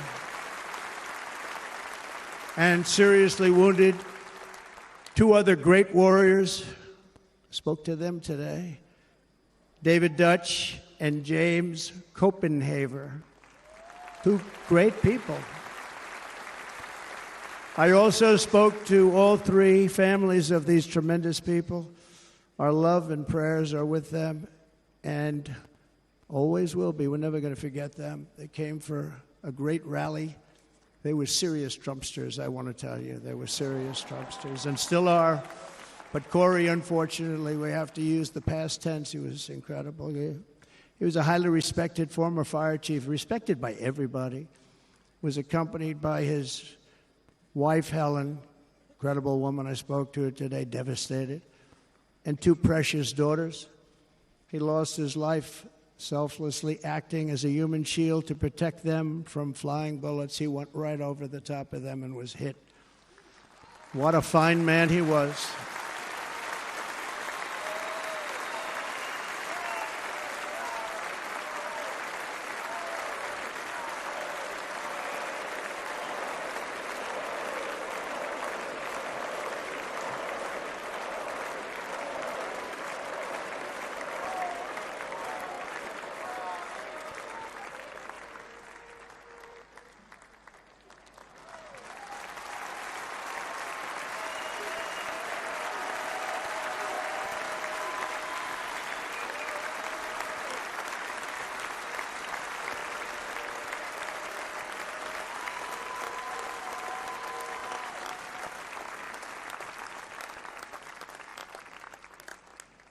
I want to thank the fire department and the family for sending his helmet, his outfit, and it was just something, and they're going to do something very special when they get it. But we did something which cannot match what happened, not even close. But I am very proud to say that over the past few days, we've raised $6.3 million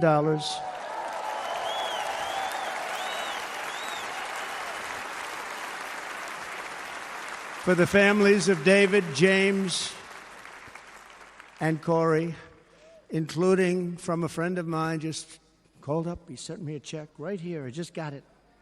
$1 million from Dan Newland. Thank you, Dan. And again, when speaking to the family, I told them, I said, well, I'm going to be sending you a lot of money, but it can't compensate. They all said the same thing. You're right, sir. We appreciate so much what you're doing, but nothing can take the place in the case of Corey. And the other two, by the way, they were very, very seriously injured, but now they're doing very well. They're going to be okay. They're going to be doing very well.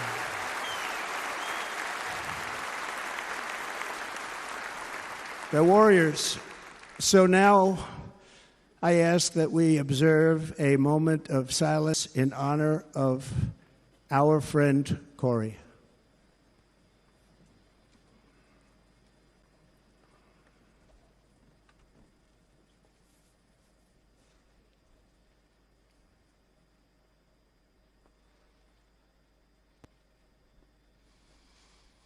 There is no greater love than to lay down one's life for others.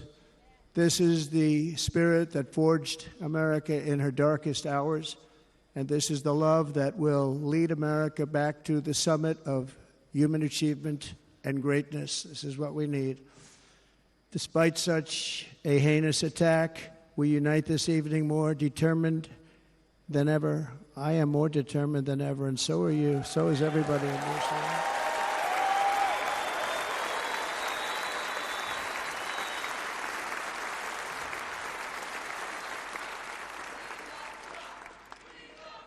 Thank you.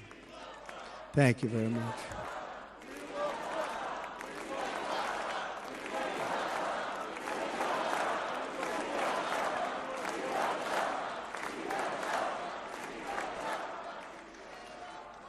Our resolve is unbroken and our purpose is unchanged to deliver a government that serves the American people better than ever before. Nothing will stop me in this mission because our vision is righteous and our cause is pure. No matter what obstacle comes our way, we will not break, we will not bend, we will not back down, and I will never stop fighting for you, your family, and our magnificent country. Never.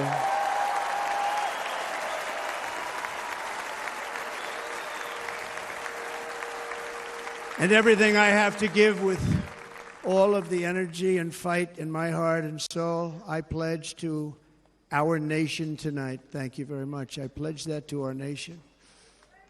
We're going to turn our nation around, and we're going to do it very quickly. Thank you.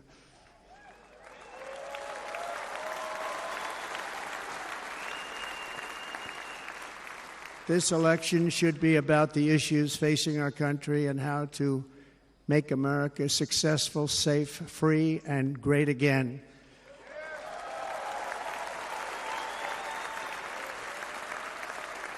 In an age when our politics too often divide us, now is the time to remember that we are all fellow citizens. We are one nation under God, indivisible, with liberty and justice for all.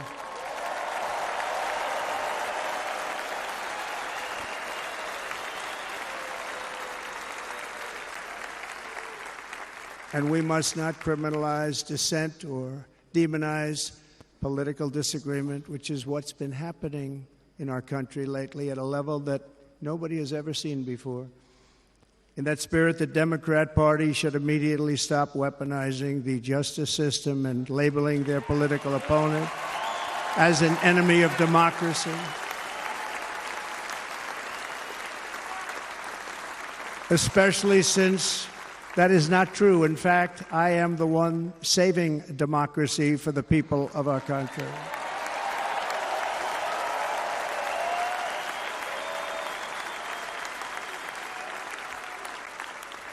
And very big news, as you probably just read, on Monday a major ruling was handed down from a highly respected federal judge in Florida, Eileen Cannon, finding that the prosecutor and the fake documents case against me were totally unconstitutional, and the entire case was thrown out of court.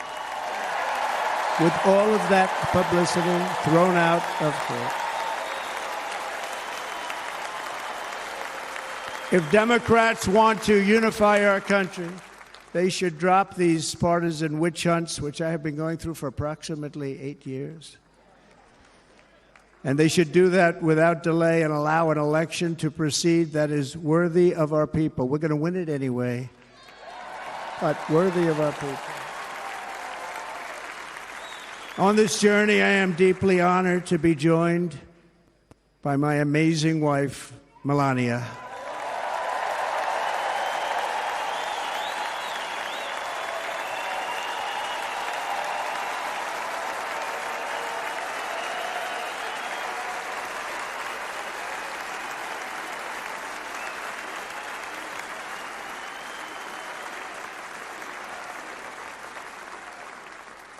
And Melania, thank you very much. You also did something really beautiful, a letter to America calling for national unity, and it really took the Republican Party by surprise. I will tell you, it was beautiful.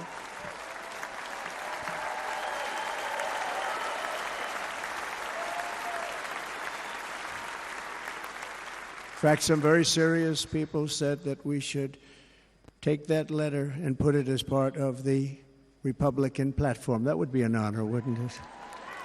Right? Mr. Congressman?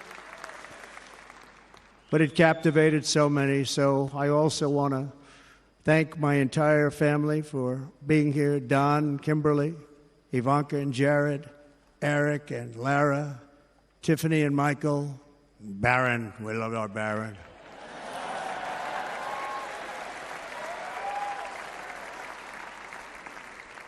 And of course, my 10 wonderful grandchildren. You saw a few of them up there on my lap before.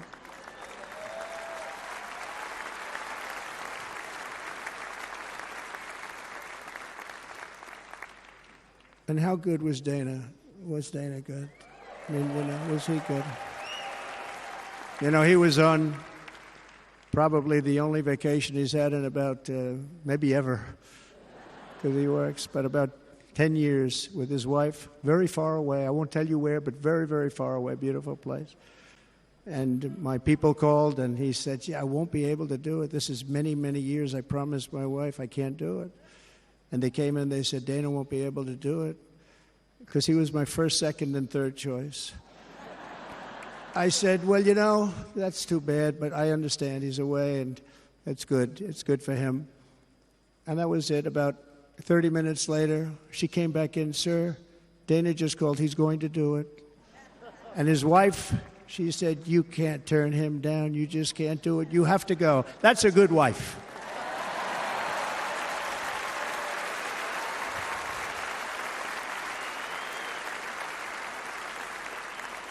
So he got on a plane. He got here a little while ago. Now he's going to get on the plane in a little while, and he's going to go back home to his wife. But they're great, and I just want to thank her and him and their whole family, because that's not easy. And Kid Rock, same thing. Called, he said, I want to be a part of it. I want to be a part, because, Kid does his great song, Big, Big Monster song. I had no idea. He became a friend of mine over the last 10 years. And he's amazing. Everyone loves him. I didn't even know how big he was. He has rallies, 35, 40,000 people he gets every time he goes out. I think he's making so much money, he doesn't know what the hell to do with it. You want to know?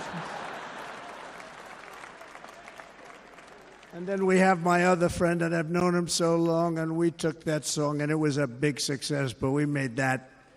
I saw a chart of great songs to America. That was #1 on the chart recently, #1. So that's Lee Greenwood, a very special, beautiful person. He's a beautiful man. But they all wanted to be here. They called. And how about the Hulkster? How good was he? Is he up? Where is he? Boy, oh boy.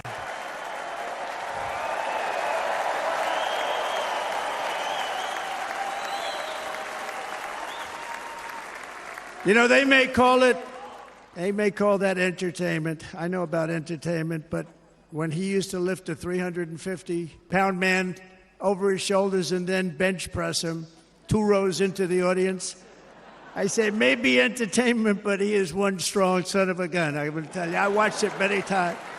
There aren't a lot of entertainers that can do that, right? You were fantastic. Thank you very much. Followed by Eric.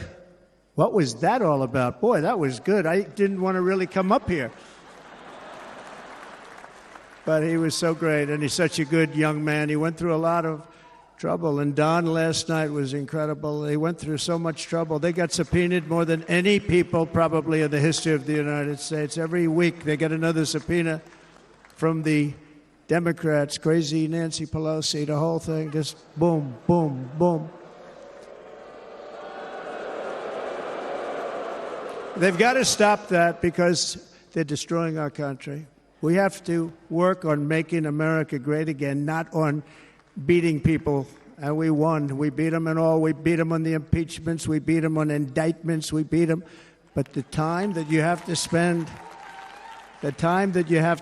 if they would devote that genius to helping our country, we'd have a much stronger and better country.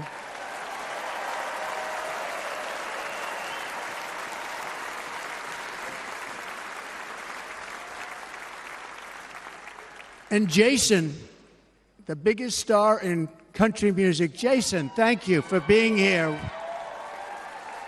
Jason, thank you very much. Jason Aldean, he's good. I like his wife even better, by the way. She's here.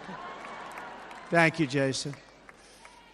But I'm thrilled to have a new friend and partner fighting by my side. The next Vice President of the United States, the current Senator from Ohio, J.D. Vance, and his incredible wife, Usha.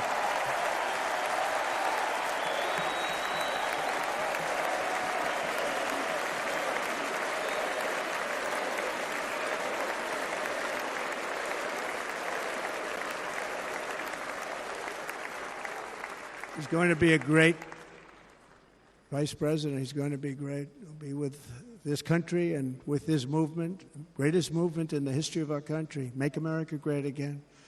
When they criticize it, they say, we're going to try and stop MAGA. I said, MAGA is Make America Great Again. What are you going to stop? There's nothing to stop. Then they say, oh, that's right. It's very tough to fight it. And all of the people that did try and fight it have failed. But he's going to be with us for a long time, and it was an honor to select him. Great student at Yale. His wife was a great student at Yale. They met at Yale. These are two smart people. So, J.D., you're going to be doing this for a long time. Enjoy the ride.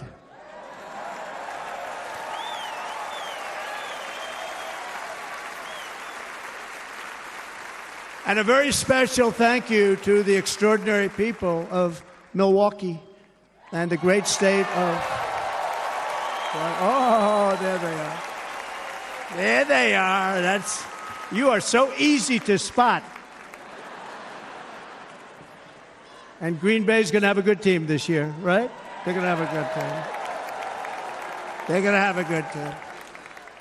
Most of the audience doesn't like it, but it's true. You're going to have a very good team this year.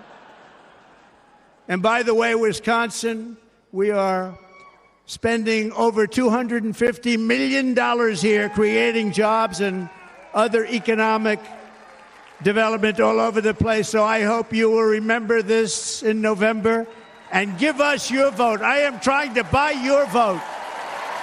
I'll be honest about that.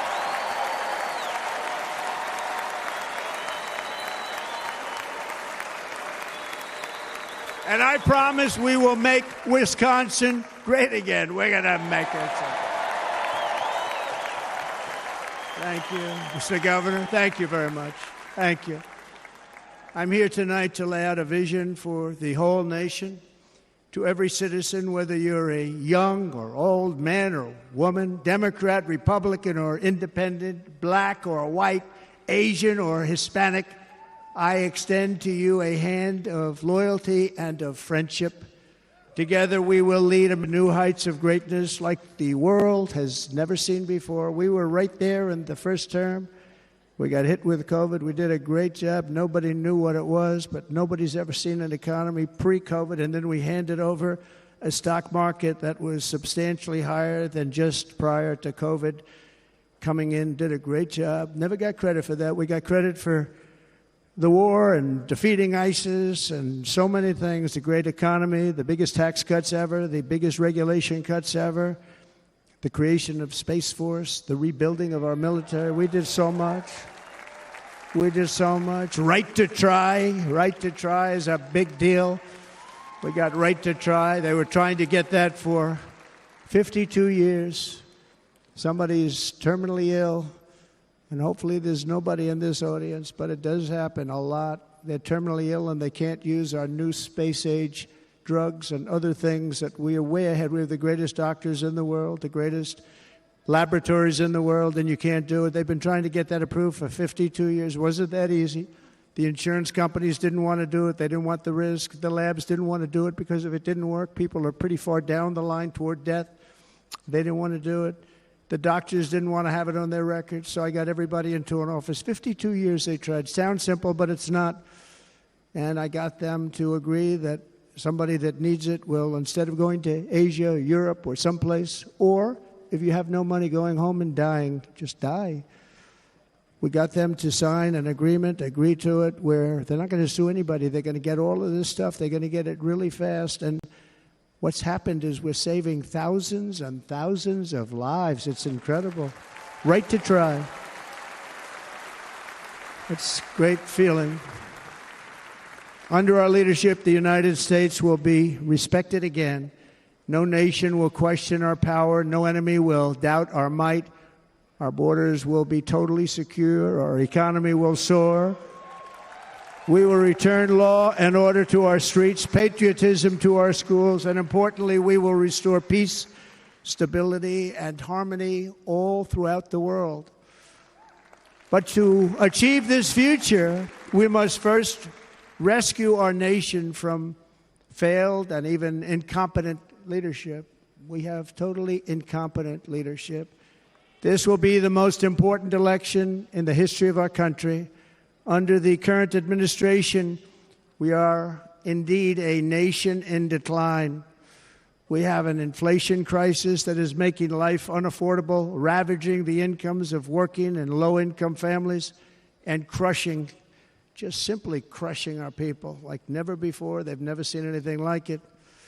We also have an illegal immigration crisis, and it's taking place right now as we sit here in this beautiful arena.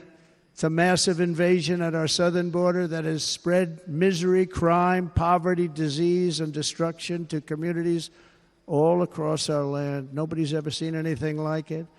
Then there's an international crisis, the likes of which the world has seldom been part of. Nobody can believe what's happening. War is now raging in Europe and the Middle East. A growing specter of conflict hangs over Taiwan, Korea, the Philippines, and all of Asia. And our planet is teetering on the edge of World War III.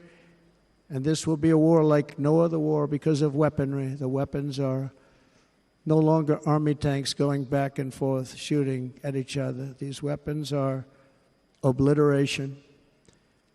It's time for a change. This administration can't come close to solving the problems. We're dealing with very tough, very fierce people. They're fierce people.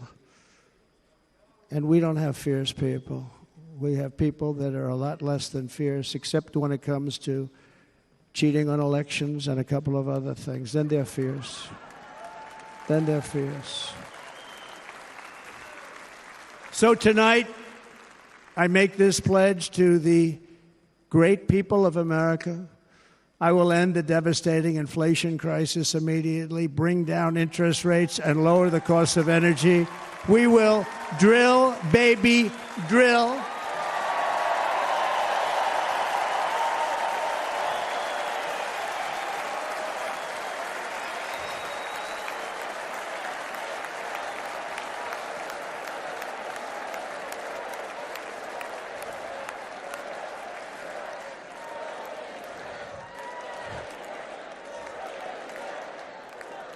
Can you believe what they're doing? But by doing that, we will lead a large-scale decline in prices. Prices will start to come down. Energy raised it. They took our energy policies and destroyed them. Then they immediately went back to them, but by that time, so much was lost. But we will do it at levels that nobody's ever seen before, and we'll end lots of different things. We'll start paying off debt and start lowering taxes even further. We gave you the largest tax cut. We'll do it more. You know, people don't realize I brought taxes way down, way down, and yet we took in more revenues the following year than we did when the tax rate was much higher. Most people said, how did you do that? Because it was incentive. Everybody was coming to the country. They were bringing back billions and billions of dollars into our country. The companies made it impossible to bring it back. The tax rate was too high, and the legal complications were far too great. I changed both of them, and hundreds of billions of dollars by Apple and so many other companies were brought back into our nation, and we had an economy the likes of which no nation had ever seen. China, we were beating them at levels that were incredible. And they know it. They know it. We'll do it again, but we'll do it even better. I will end the illegal immigration crisis by closing our border and finishing the wall, most of which I've already built.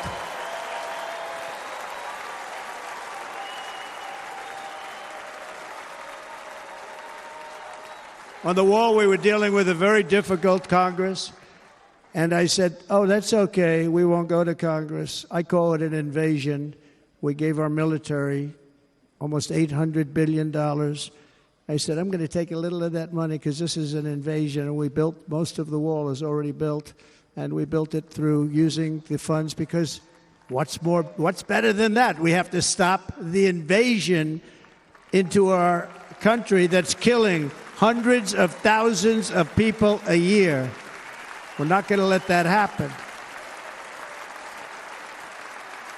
I will end every single international crisis that the current administration has created, including the horrible war with Russia and Ukraine, which would have never happened if I was president, and the war caused by the attack on Israel, which would have never happened if I was president. Iran was broke. Iran had no money. Now Iran has $250 billion.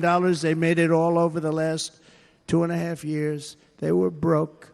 I watched the other day on a show called Deface the Nation. Has anyone seen it?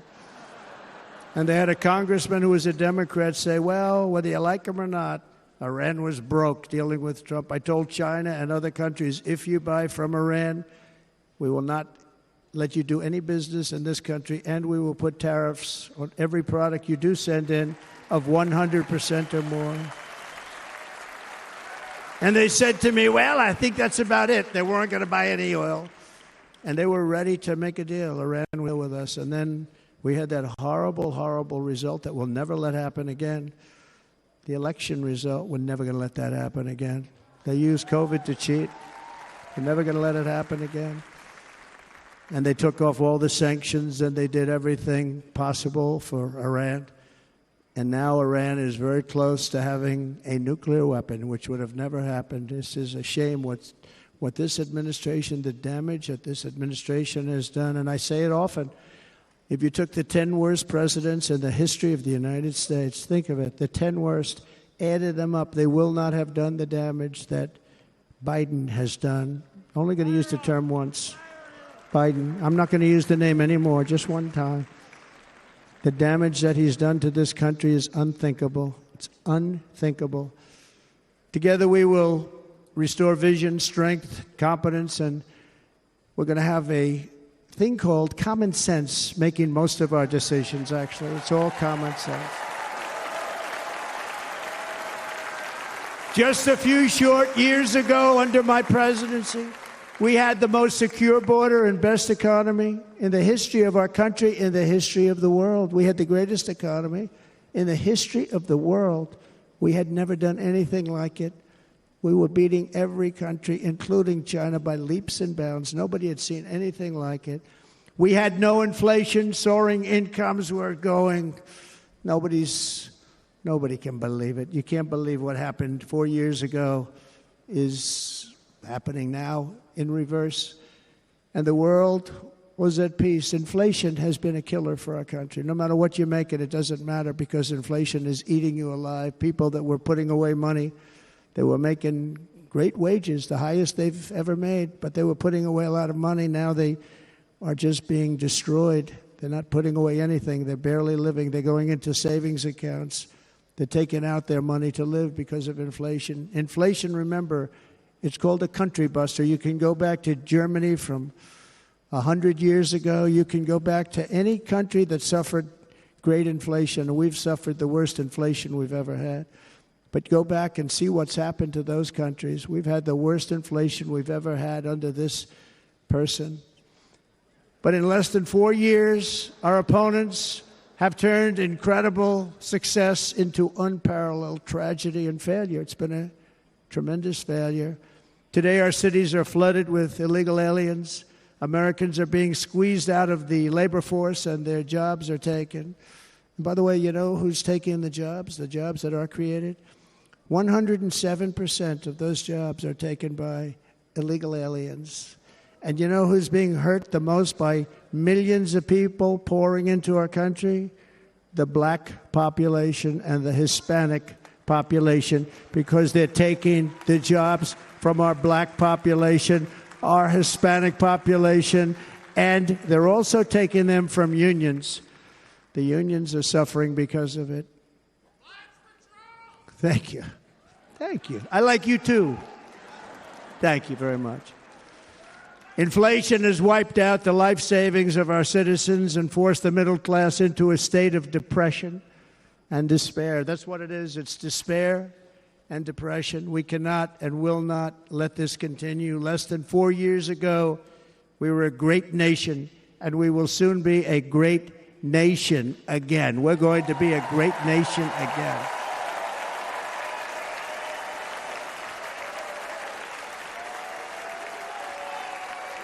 Thank you. With proper leadership, every disaster we are now enduring will be fixed, and it will be fixed very, very quickly. So tonight, whether you've supported me in the past or not, I hope you will support me in the future, because I will bring back the American dream. That's what we're going to do. You don't even hear about the American dream anymore. With great humility, I am asking you to be excited about the future of our country. Be excited. Be excited.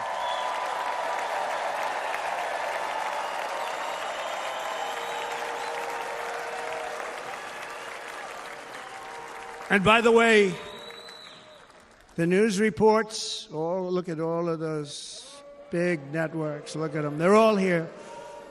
But every one of them has said this could be the most organized, best run, and most enthusiastic convention of either party that they have ever seen. Every single one.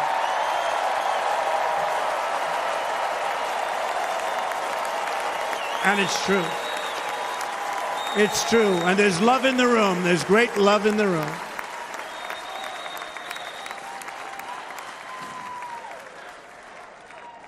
So I better finish strong.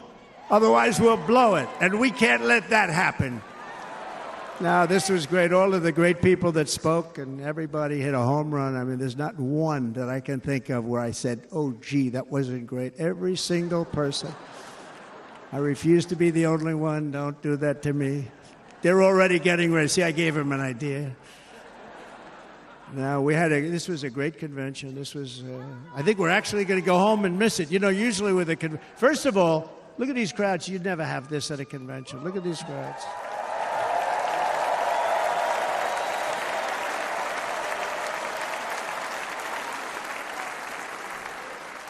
Love. It's about love. This week, the entire Republican Party has formally adopted an agenda for America's renewal, and you saw that agenda.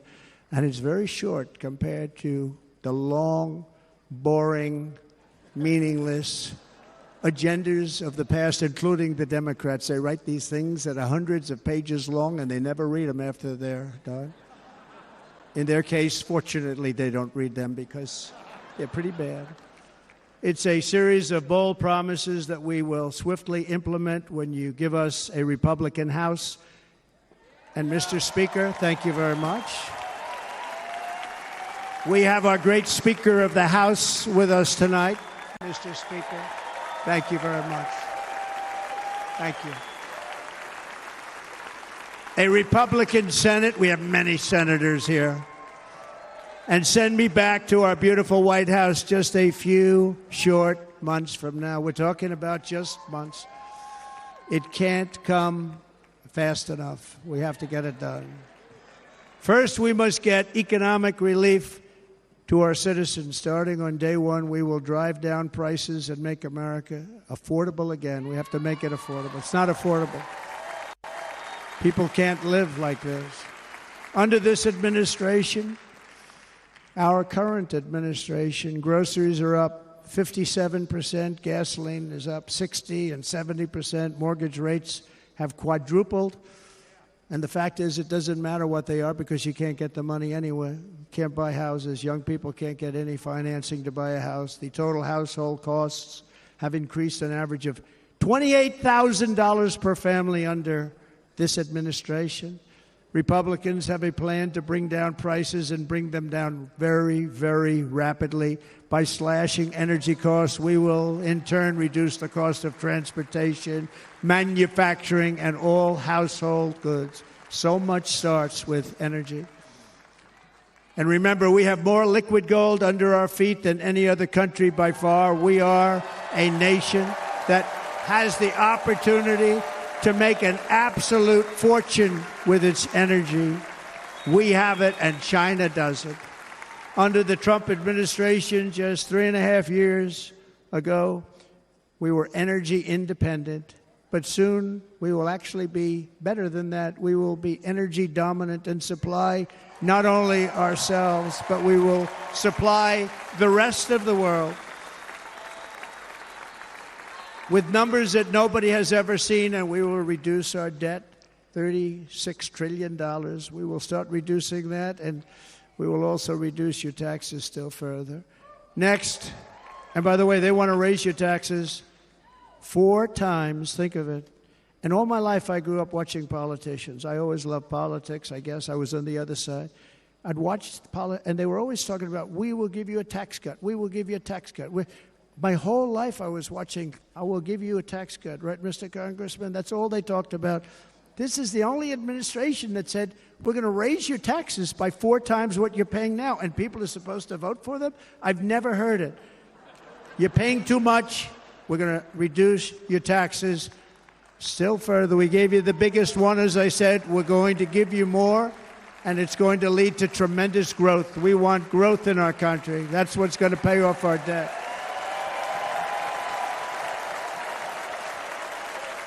And next, we will end the ridiculous and actually incredible waste of taxpayer dollars that is fueling the inflation crisis. They spent trillions of dollars on things having to do with the Green New Scam. It's a scam. And that's caused tremendous inflationary pressures in addition to the cost of energy. And all of the trillions of dollars that are sitting there not yet spent, we will redirect that money for important projects like roads, bridges, dams, and we will not allow it to be spent on meaningless Green New Scam ideas.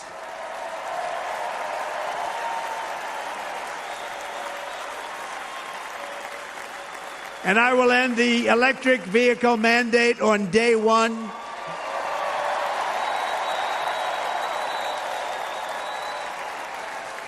Thereby saving the U.S. auto industry from complete obliteration, which is happening right now, and saving U.S. customers thousands and thousands of dollars per car. And right now, as we speak, large factories just started are being built across the border in Mexico. So with all the other things happening on our border, and they're being built by China to make cars and to sell them into our country. No tax, no anything. The United Auto Workers ought to be ashamed for allowing this to happen. And the leader of the United Auto Workers should be fired immediately. And every single auto worker, union and non-union, should be voting for Donald Trump, because we're going to bring back car manufacturing, and we're going to bring it back fast.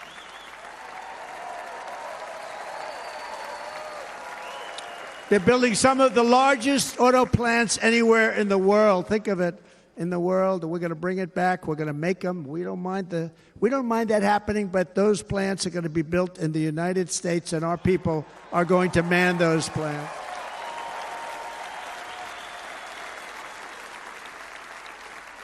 And if they don't agree with us, we'll put a tariff of approximately 100 to 200% on each car, and they will be unsellable in the United States.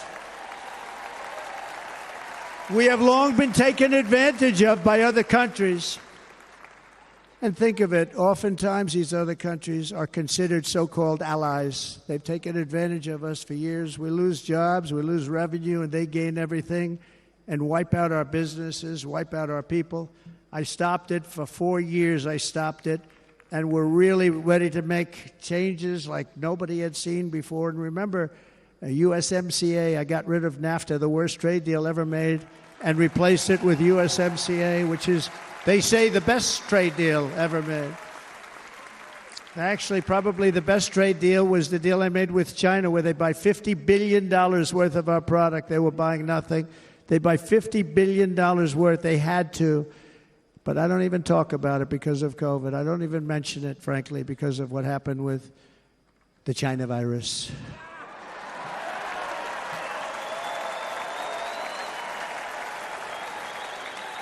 We will not let countries come in, take our jobs, and plunder our nation. They come and do that.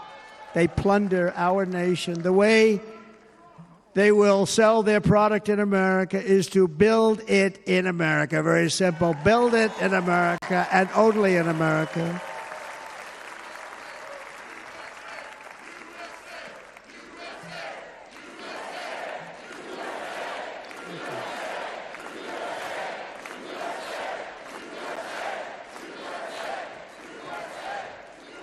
And this very simple formula, and Congress has to go along with us, and they will. This very simple formula will create massive numbers of jobs. We will take over the auto industry again, and many, many hundreds of thousands of jobs. We lost so many jobs over the years. If you go back 20, 25 years, they've stolen, going to China and Mexico, about 68% of our auto industry manufacturing jobs. We're going to get them all back. We're going to get them all back, every one of them. At the center of our plan for economic relief are massive tax cuts for workers that include something else that's turned out to be very popular, actually. Here it's very popular in this building and all those hotels that I saw that are so nice. I'm staying in a nice one. It's called no tax on tips. No tax on tips. No tax on tips.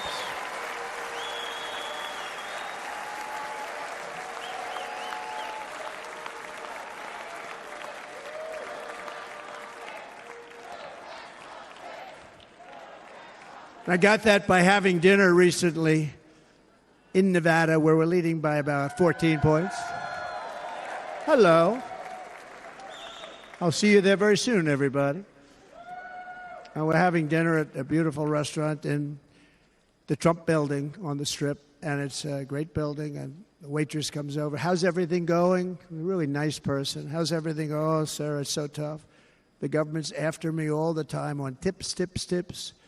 I said, well, they give you cash. Would they be able to find him? She said, actually, and I didn't know this, she said, very little cash is given. It's all put right on the check. And they come in and they take so much of our money, it's just ridiculous. And they don't believe anything we say. And they've just hired, as you know, 88,000 agents to go after him even more.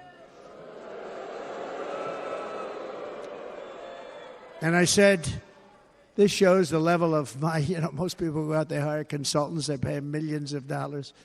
But I said to her, let me just ask you a question. Would you be happy if you had no tax on tips? She said, what a great idea.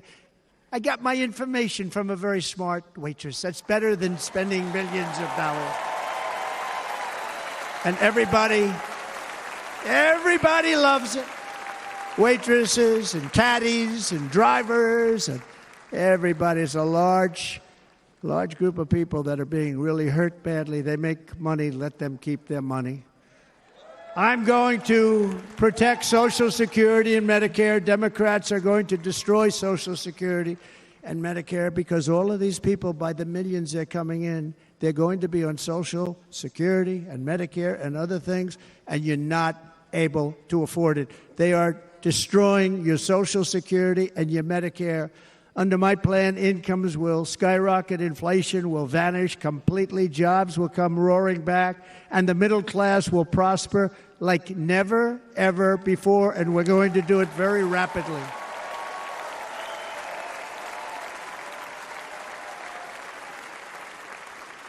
But no hope or dream we have for America can succeed unless we stop the illegal immigrant invasion, the worst that's ever been seen anywhere in the world. There's never been an invasion like this anywhere. Third world countries would fight with sticks and stones not to let this happen. The invasion at our southern border, we will stop it, and we will stop it quickly. You heard Tom Homan yesterday. Tom Homan, put him in charge and just sit back and watch. Brandon Judd, the Border Patrol, he's incredible. These guys, they really, their job is a lot easier if they don't have to do anything, but they want to. They're patriots. Brandon Judd, Border Patrol, ICE. ICE goes out. You have to see what ICE does with MS-13. You have these are probably the worst gang, and ICE goes in there. And I know a lot of people in these rows here, and they're very tough people, but they don't want to do this job. they'll go into a pack of MS-13 killers. They're the worst, probably the worst gangs in the world. We have thousands of them. I moved thousands and thousands out in my 4 years. We moved them out, and it was a pleasure. But ICE would go right into a pack of these killers, and you see fists flying, you see everything flying, and then they take them. They put them in a paddy wagon. They take them back, and they get them out of our country. And the other countries weren't accepting them back, and I called up, and I said, tell them that we're not giving them economic aid anymore. And the next day, I got calls from all of these countries that were terminated. Billions of dollars we spend on economic aid to countries that does us, frankly, no good. And the next day I was called by everybody. I couldn't take all the calls. Sir, what's the problem? I said, you won't take your killers back that you sent in caravans into America. You won't take them back. Well, sir, if you'd like us to, we would give very serious consideration to doing that. And within 24 hours, they were being taken back. For years and years, when I first came in, they said President Obama tried to get him to go back, and they wouldn't accept him. They'd put planes on the runway so you couldn't leave the plane. They'd close the road so you couldn't take the buses. They'd all have to turn back. As soon as I said no more economic aid of any kind to any country that does that, they called back and they said, sir, it would be our great honor to take MS-13. We love them very much. We love them very much, sir. We'll take them back. At the heart of the Republican platform is our pledge to end this border nightmare and fully restore the sacred and sovereign borders of the United States of America, and we're going to do that on day one.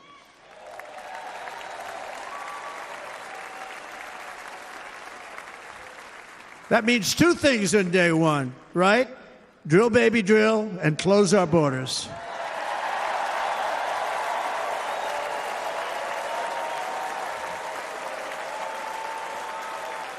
And by the way, and I think everybody as a Republican, as a patriot in this room, and most Democrats, we want people to come into our country, but they have to come into our country legally. Legally. Less than 4 years ago, I handed this administration the strongest border in American history.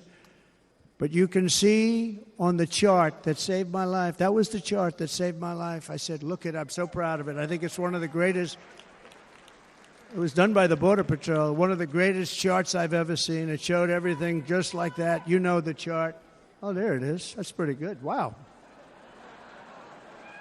Last time I put up that chart, I never really got to look at it. But without that chart, I would not be here today.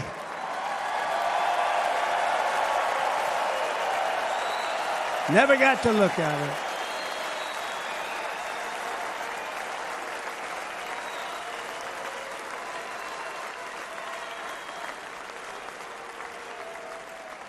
I said, you got to see this chart. I was so proud of it, and by the time I got to there, I never got to see it that day.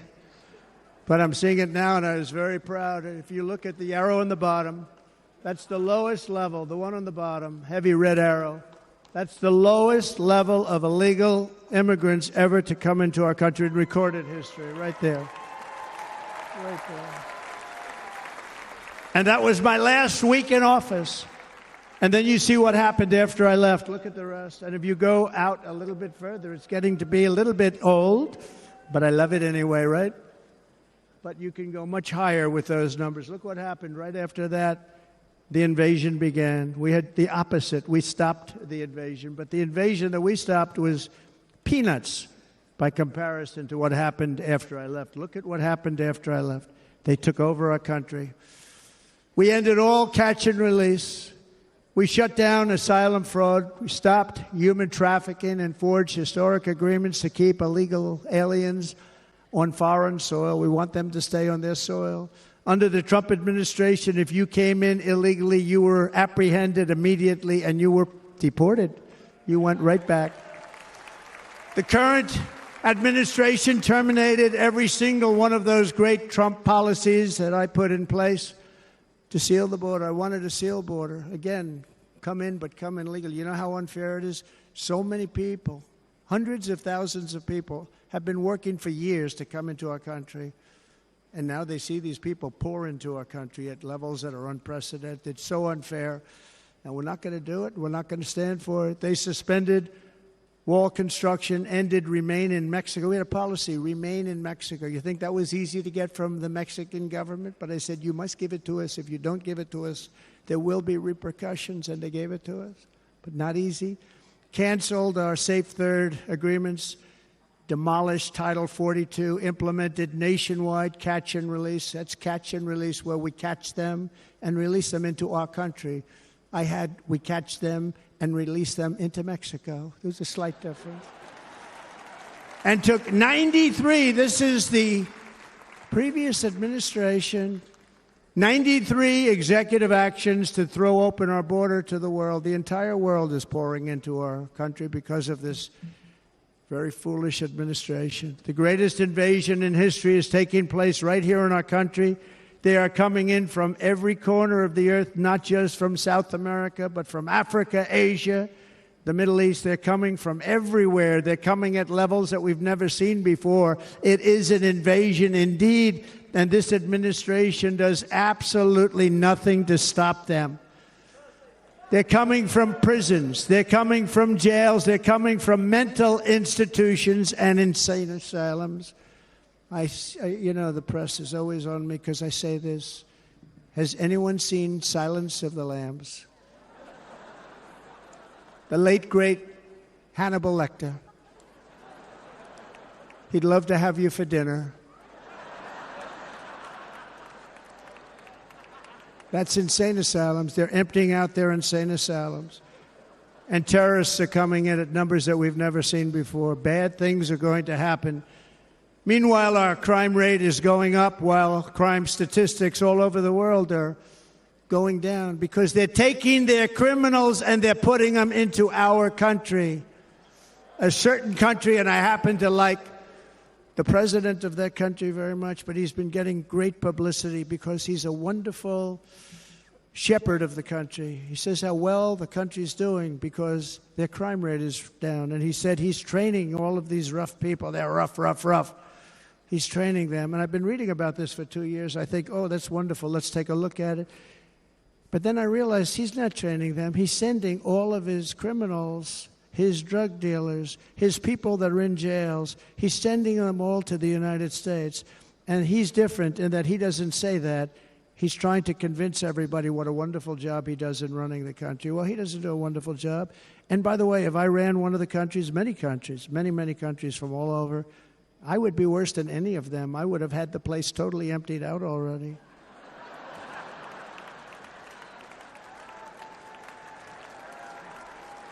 But we become a dumping ground for the rest of the world, which is laughing at us. They think we're stupid. And they can't believe that they're getting away with what they're getting away with, but they're not going to be getting away with it for long. That's what I can tell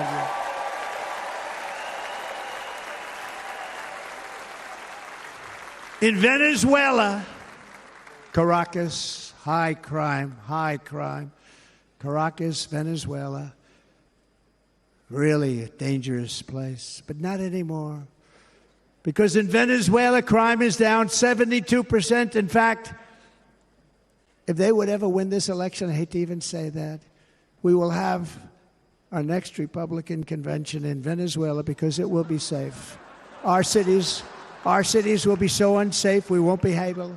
We will not be able to have it there. In El Salvador, murders are down by 70%. Why are they down? Now, he would have you convinced that because he's trained murderers to be wonderful people. No. They're down because they're sending their murderers to the United States of America. This is going to be very bad.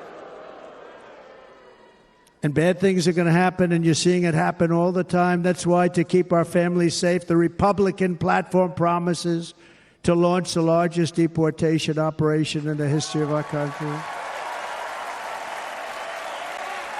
Even larger than that of President Dwight D. Eisenhower from many years ago. You know, he was a moderate, but he believed very strongly in borders. He had the largest deportation operation we've ever had. Just recently, I spoke to the grieving mother of Jocelyn Nungary, a wonderful woman, a precious 12-year-old girl from Houston who last month was tied up, assaulted, and strangled to death after walking to the convenience store just a block away from her house. Her body was dumped near the side of the road in a shallow creek, found by some onlookers who couldn't believe what they had witnessed. Charged with Jocelyn's heinous murder are 2 illegal aliens from Venezuela who came across our border, were in custody, and were then released into the country by this horrible, horrible administration that we have right now. I also met recently with the heartbroken mother and sister of Rachel Morin. Rachel was a 37-year-old mom of 5 beautiful children who was brutally raped and murdered while out on a run. She wanted to keep herself in good shape. It was very important to her. She was murdered. The monster responsible first killed another woman in El Salvador before he was led into America by the White House. This White House let them in. He then attacked a 9-year-old girl and her mother in a home invasion in Los Angeles before murdering Rachel in Maryland. Traveled all throughout the country, doing tremendous damage. Rachel's mother will never be the same. I spent time with her. She will never be the same. I've also met with the wonderful family of Laken Riley, the brilliant 22-year-old nursing student. She was so proud of being first in her class, who was out for a jog on the campus of the University of Georgia when she was assaulted, beaten, and horrifically killed.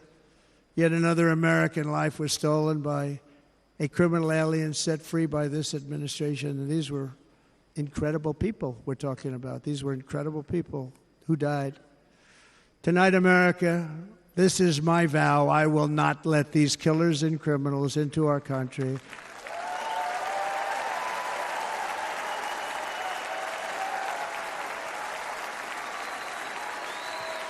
I will keep our sons and daughters safe.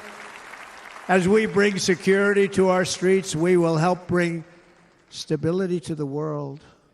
I was the first president in modern times to start no new wars. You know, we were the toughest. We were the most respected.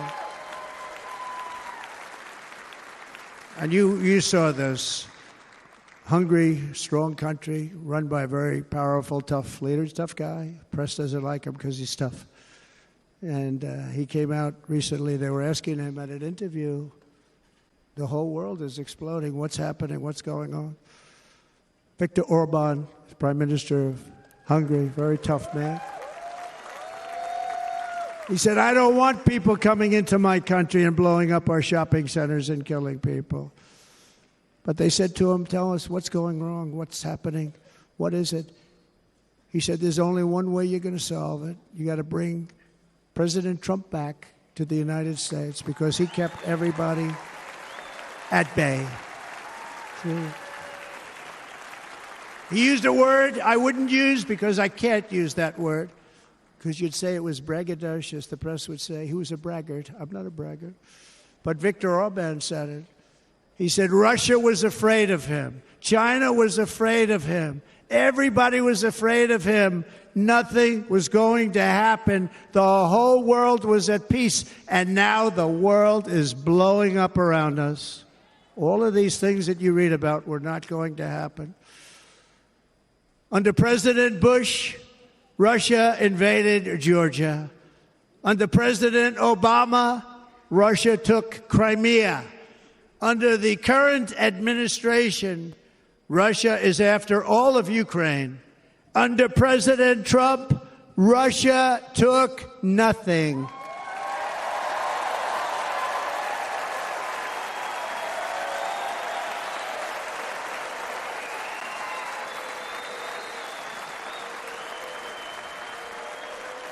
We defeated 100% of ISIS in Syria and Iraq, something that was said to take 5 years, sir. It'll take 5 years, sir. We did it in a matter of a couple of months. We have a great military. Our military is not woke. It's just some of the fools on top that are woke.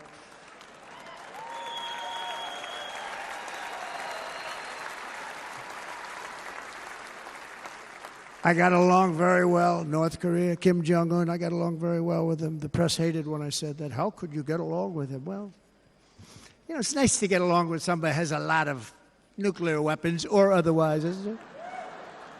See, in the old days, they'd say, that's a wonderful thing. Now they say, how can you possibly do that? But no, I got along with him, and we stopped the missile launches from North Korea. Now North Korea is acting up again, but when we get back, I get along with him.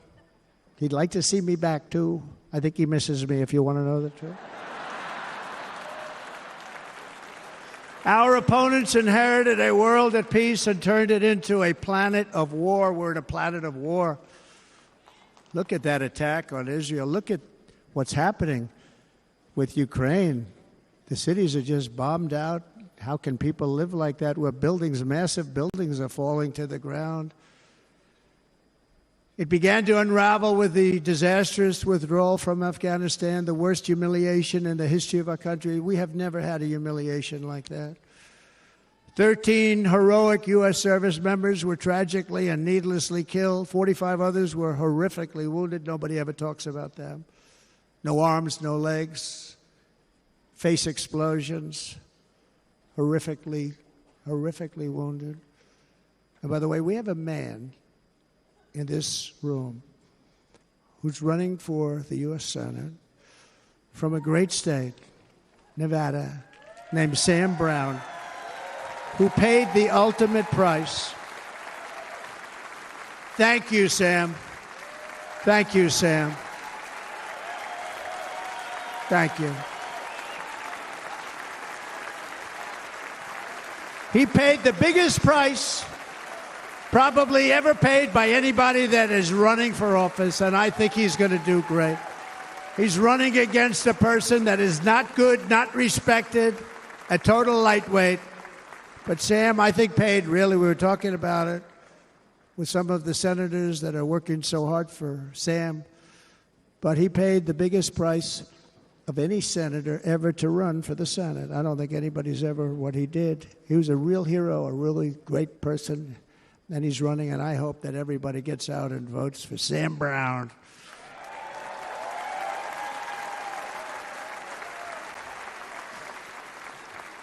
And we also left behind $85 billion worth of military equipment, along with many American citizens were left behind.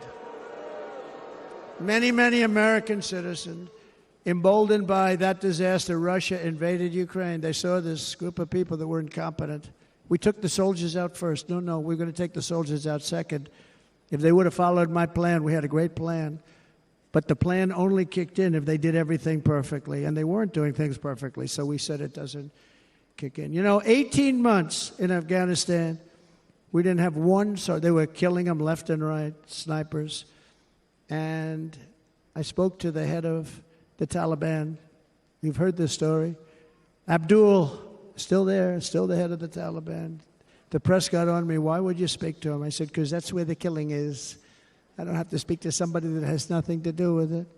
And I told him, don't ever do that. Don't ever do that again. Don't ever do that again. You've got to stop.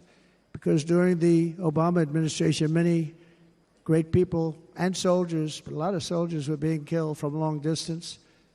I said, if you keep doing that, you're going to be hit harder than anybody's ever been hit by a country before.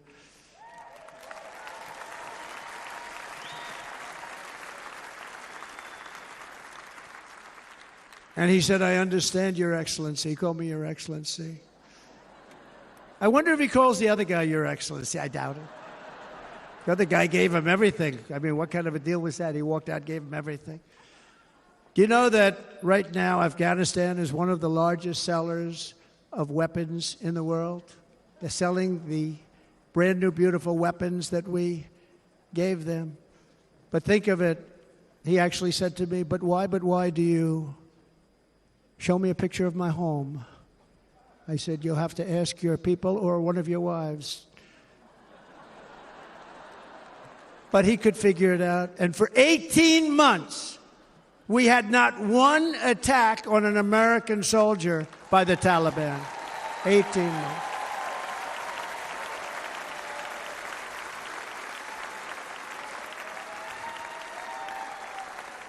And then we had that horrible day where soldiers were killed. I was not there because of a ridiculous election. But we had that horrible attack. And they also gave up Bagram, one of the biggest bases anywhere in the world, air bases anywhere in the world, the longest runways, most powerful, hardened, thickened runways. We gave it up. And I liked it not because of Afghanistan. I liked it because of China. It's 1 hour away from where China makes their nuclear weapons. And you know who has it now? China has it now. We were keeping that. And now China is likewise circling Taiwan, and Russian warships and nuclear submarines are operating 60 miles off the coast in Cuba. Do you know that? No, the press refuses to write about it. If that were me running this country and we had nuclear submarines in Cuba, I will tell you that headlines every day would be, what's wrong with our president? You don't even hear this. You're not hearing about this. Russia has nuclear submarines and warships 60 miles away, Mr. Congressman, from Miami, by the way, happens to be here. Correct? In Cuba. And that would not be stood for if it were somebody else. They don't want to mention it, but now maybe they will.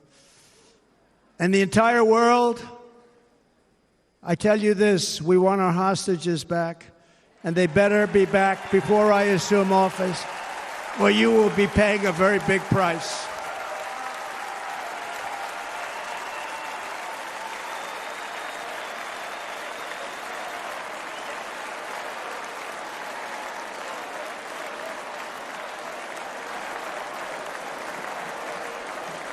With our victory in November, the years of war, weakness, and chaos will be over. I don't have wars. I had no wars other than ISIS, which I defeated, but that was a war that was started. We had no wars. I could stop wars with a telephone call. I could stop wars with just a telephone call. If properly stated, it would never start. We will replenish our military and build an Iron Dome missile defense system to ensure that no enemy can strike our homeland. And this great Iron Dome will be built entirely in the USA. We're going to build it in the USA. And Wisconsin, just like I gave you that massive ship contract, and you're doing a very nice job, Governor, right? Thank you, Governor. And they're doing a great job. In fact, I had a little design change, and we gave them a tremendous for essentially what we used to call destroyers. These are now the most beautiful. They look like yachts. I said, we have to take the bow, and we have to make it a little nicer and a little point at the top instead of a flat nose. And the people at the shipyard said, this guy sort of knows what he's doing. We have the most beautiful ships, right, Governor? And everybody sitting over there. And it was a big contract that everybody wanted. I gave it to Wisconsin, but we're going to have a lot of that built right here in the state of Wisconsin and all other states. Israel has an Iron Dome. They have a missile defense system. 342 missiles were shot into Israel, and only one got through a little bit. It was badly wounded. It fell to the ground, but most of them are. And Ronald Reagan wanted this many years ago, but we really didn't have the technology many years ago. Remember, they called it Starship, spaceship, anything to mock him. But he was a very good president, very, very good. But now we have unbelievable technology. And why should other countries have this and we don't? No, we're going to build an Iron Dome over our country, and we're going to be sure that nothing can come and harm our people. And again, from an economic development standpoint, we're going to make it all right here. No more sending it out to other countries in order to help.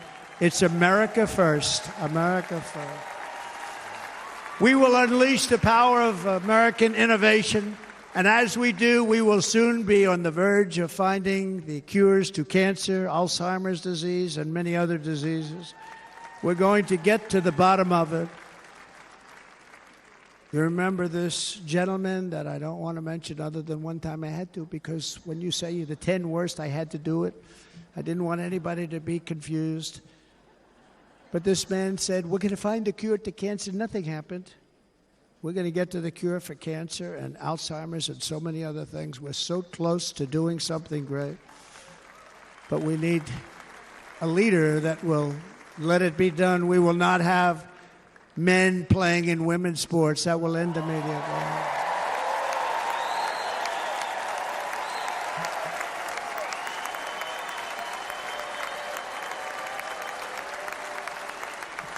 And we will restore and renovate our nation's once great cities, making them safe, clean, and beautiful again. And that includes our nation's capital, which is a horrible killing field. So many things. They leave from Wisconsin, they go to look at the Washington Monument, they end up getting stabbed, killed, or shot. We will be very soon very proud of our capital, again, Washington, D.C.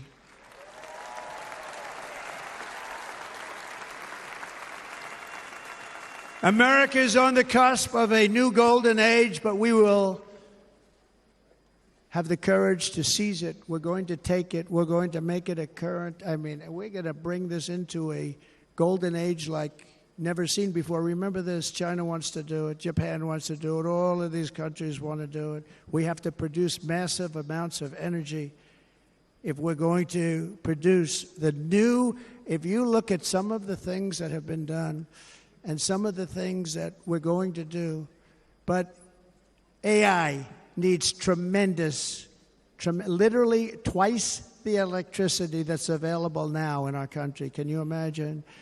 But instead, we're spending places where they recharge electric cars. They built 8 chargers at a certain location toward the Midwest.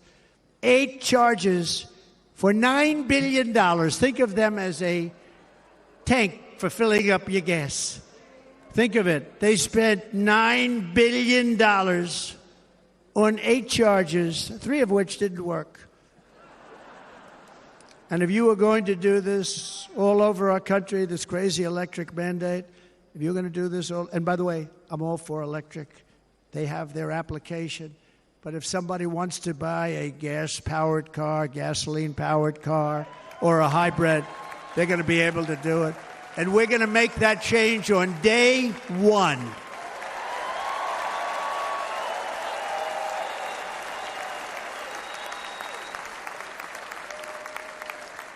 So to conclude, just a few short days ago, my journey with you nearly ended. We know that. And yet, here we are tonight, all gathered together, talking about the future, promise, and a total renewal of a thing we love very much. It's called America. We live in a world of miracles. None of us knows God's plan or where life's adventure will take us. I want to thank Franklin Graham for being here tonight. He's an outstanding man. He wrote me a note recently. I have a lot of respect for him. Sir, I love your storytelling. I think it's great in front of these big rallies. But, sir, please do me one favor. It won't make any difference. Please don't use any foul language. I was a little embarrassed. He said, it won't make any difference. Actually, it does. The story's not quite as good, but I've been very good. The story is not quite as good, to be honest. I've got to have a little talk with Franklin, but he was great. He's a great gentleman. His father was so incredible, Billy Graham. My father used to love taking me to see Billy Graham. My father would take me to see Billy Graham at Yankee Stadium. He had the biggest rallies you've ever seen. He was a good rally guy, too. But he'd get up, and he was a fantastic guy. My father loved Billy Graham. But I love Franklin Graham. I think Franklin's been fantastic, and I'm working so hard to adhere to his note to me. I'm working hard on it, Franklin. But if the events of last Saturday make anything clear, it is that every single moment we have on earth is a gift from God.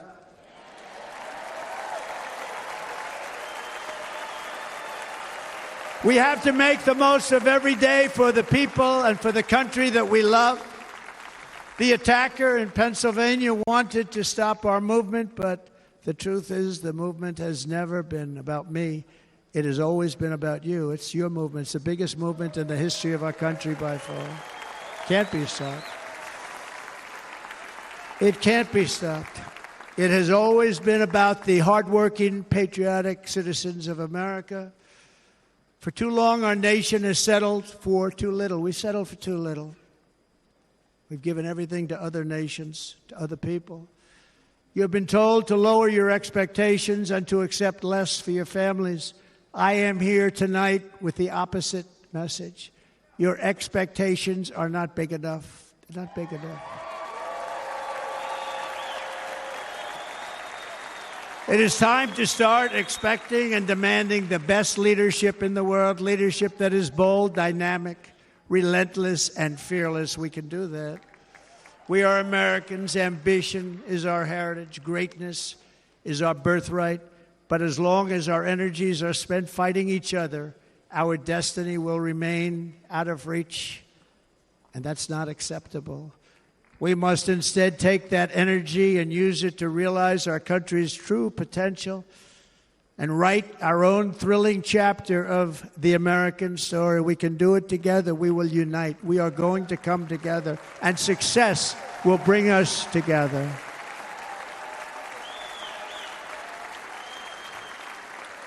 It is a story of love, sacrifice, and so many other things. And remember the word, devotion. It's unmatched devotion. Our American ancestors crossed the Delaware, survived the icy winter at Valley Forge, and defeated a mighty empire to establish our cherished republic. They fought so hard, they lost so many. They pushed thousands and thousands of miles across a dangerous frontier, taming the wilderness to build a life and a magnificent home for their family. They packed their families into covered wagons, trekked across hazardous trails, scaled towering mountains, and braved rivers and rapids to stake their claim on the wide open, new, and very beautiful frontier. When our way of life was threatened, American patriots marched onto the battlefield, raced into enemy strongholds, and stared down death and stared down those enemies to keep alive the flame of freedom. At Yorktown, Gettysburg, and Midway, they joined the roll call of immortal heroes. So many just so many heroes, so many great, great people. And we have to cherish those people. We can't forget those people. We have to cherish those people.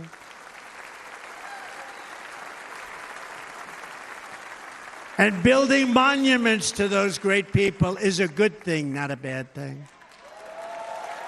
They saved our country. No challenge was too much. No hardship was too great. No enemy was too fierce. Together, these patriots soldiered on and endured, and they prevailed because they had faith in each other, faith in their country, and above all, they had faith in their God.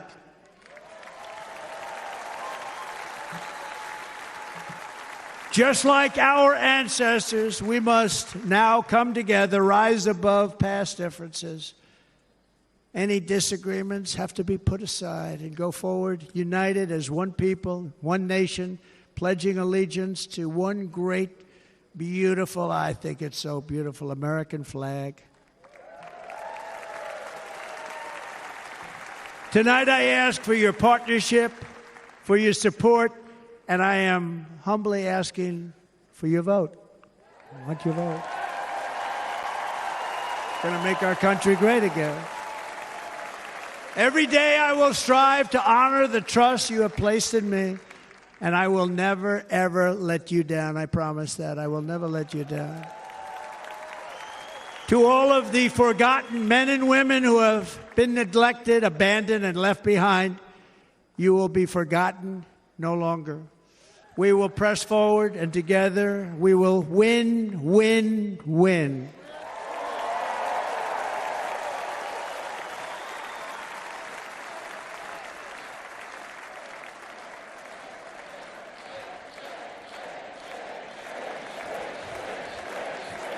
Win, win, win, win, win, win. Nothing will sway us. Nothing will slow us, and no one will ever stop us. No matter what dangers come our way, no matter what obstacles lie in our path, We will keep striving toward our shared and glorious destiny, and we will not fail. We will not fail. Together, we will save this country. We will restore the republic, and we will usher in the rich and wonderful tomorrows that our people so truly deserve. America's future will be bigger, better, bolder, brighter, happier, stronger, freer, greater, and more united than ever before.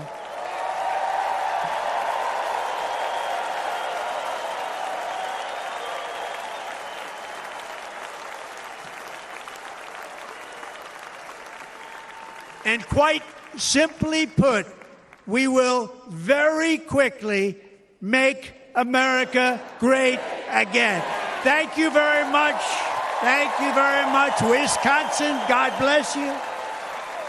God bless you, Wisconsin, and God bless the United States of America, our great country. Thank you very much, everybody. Thank you.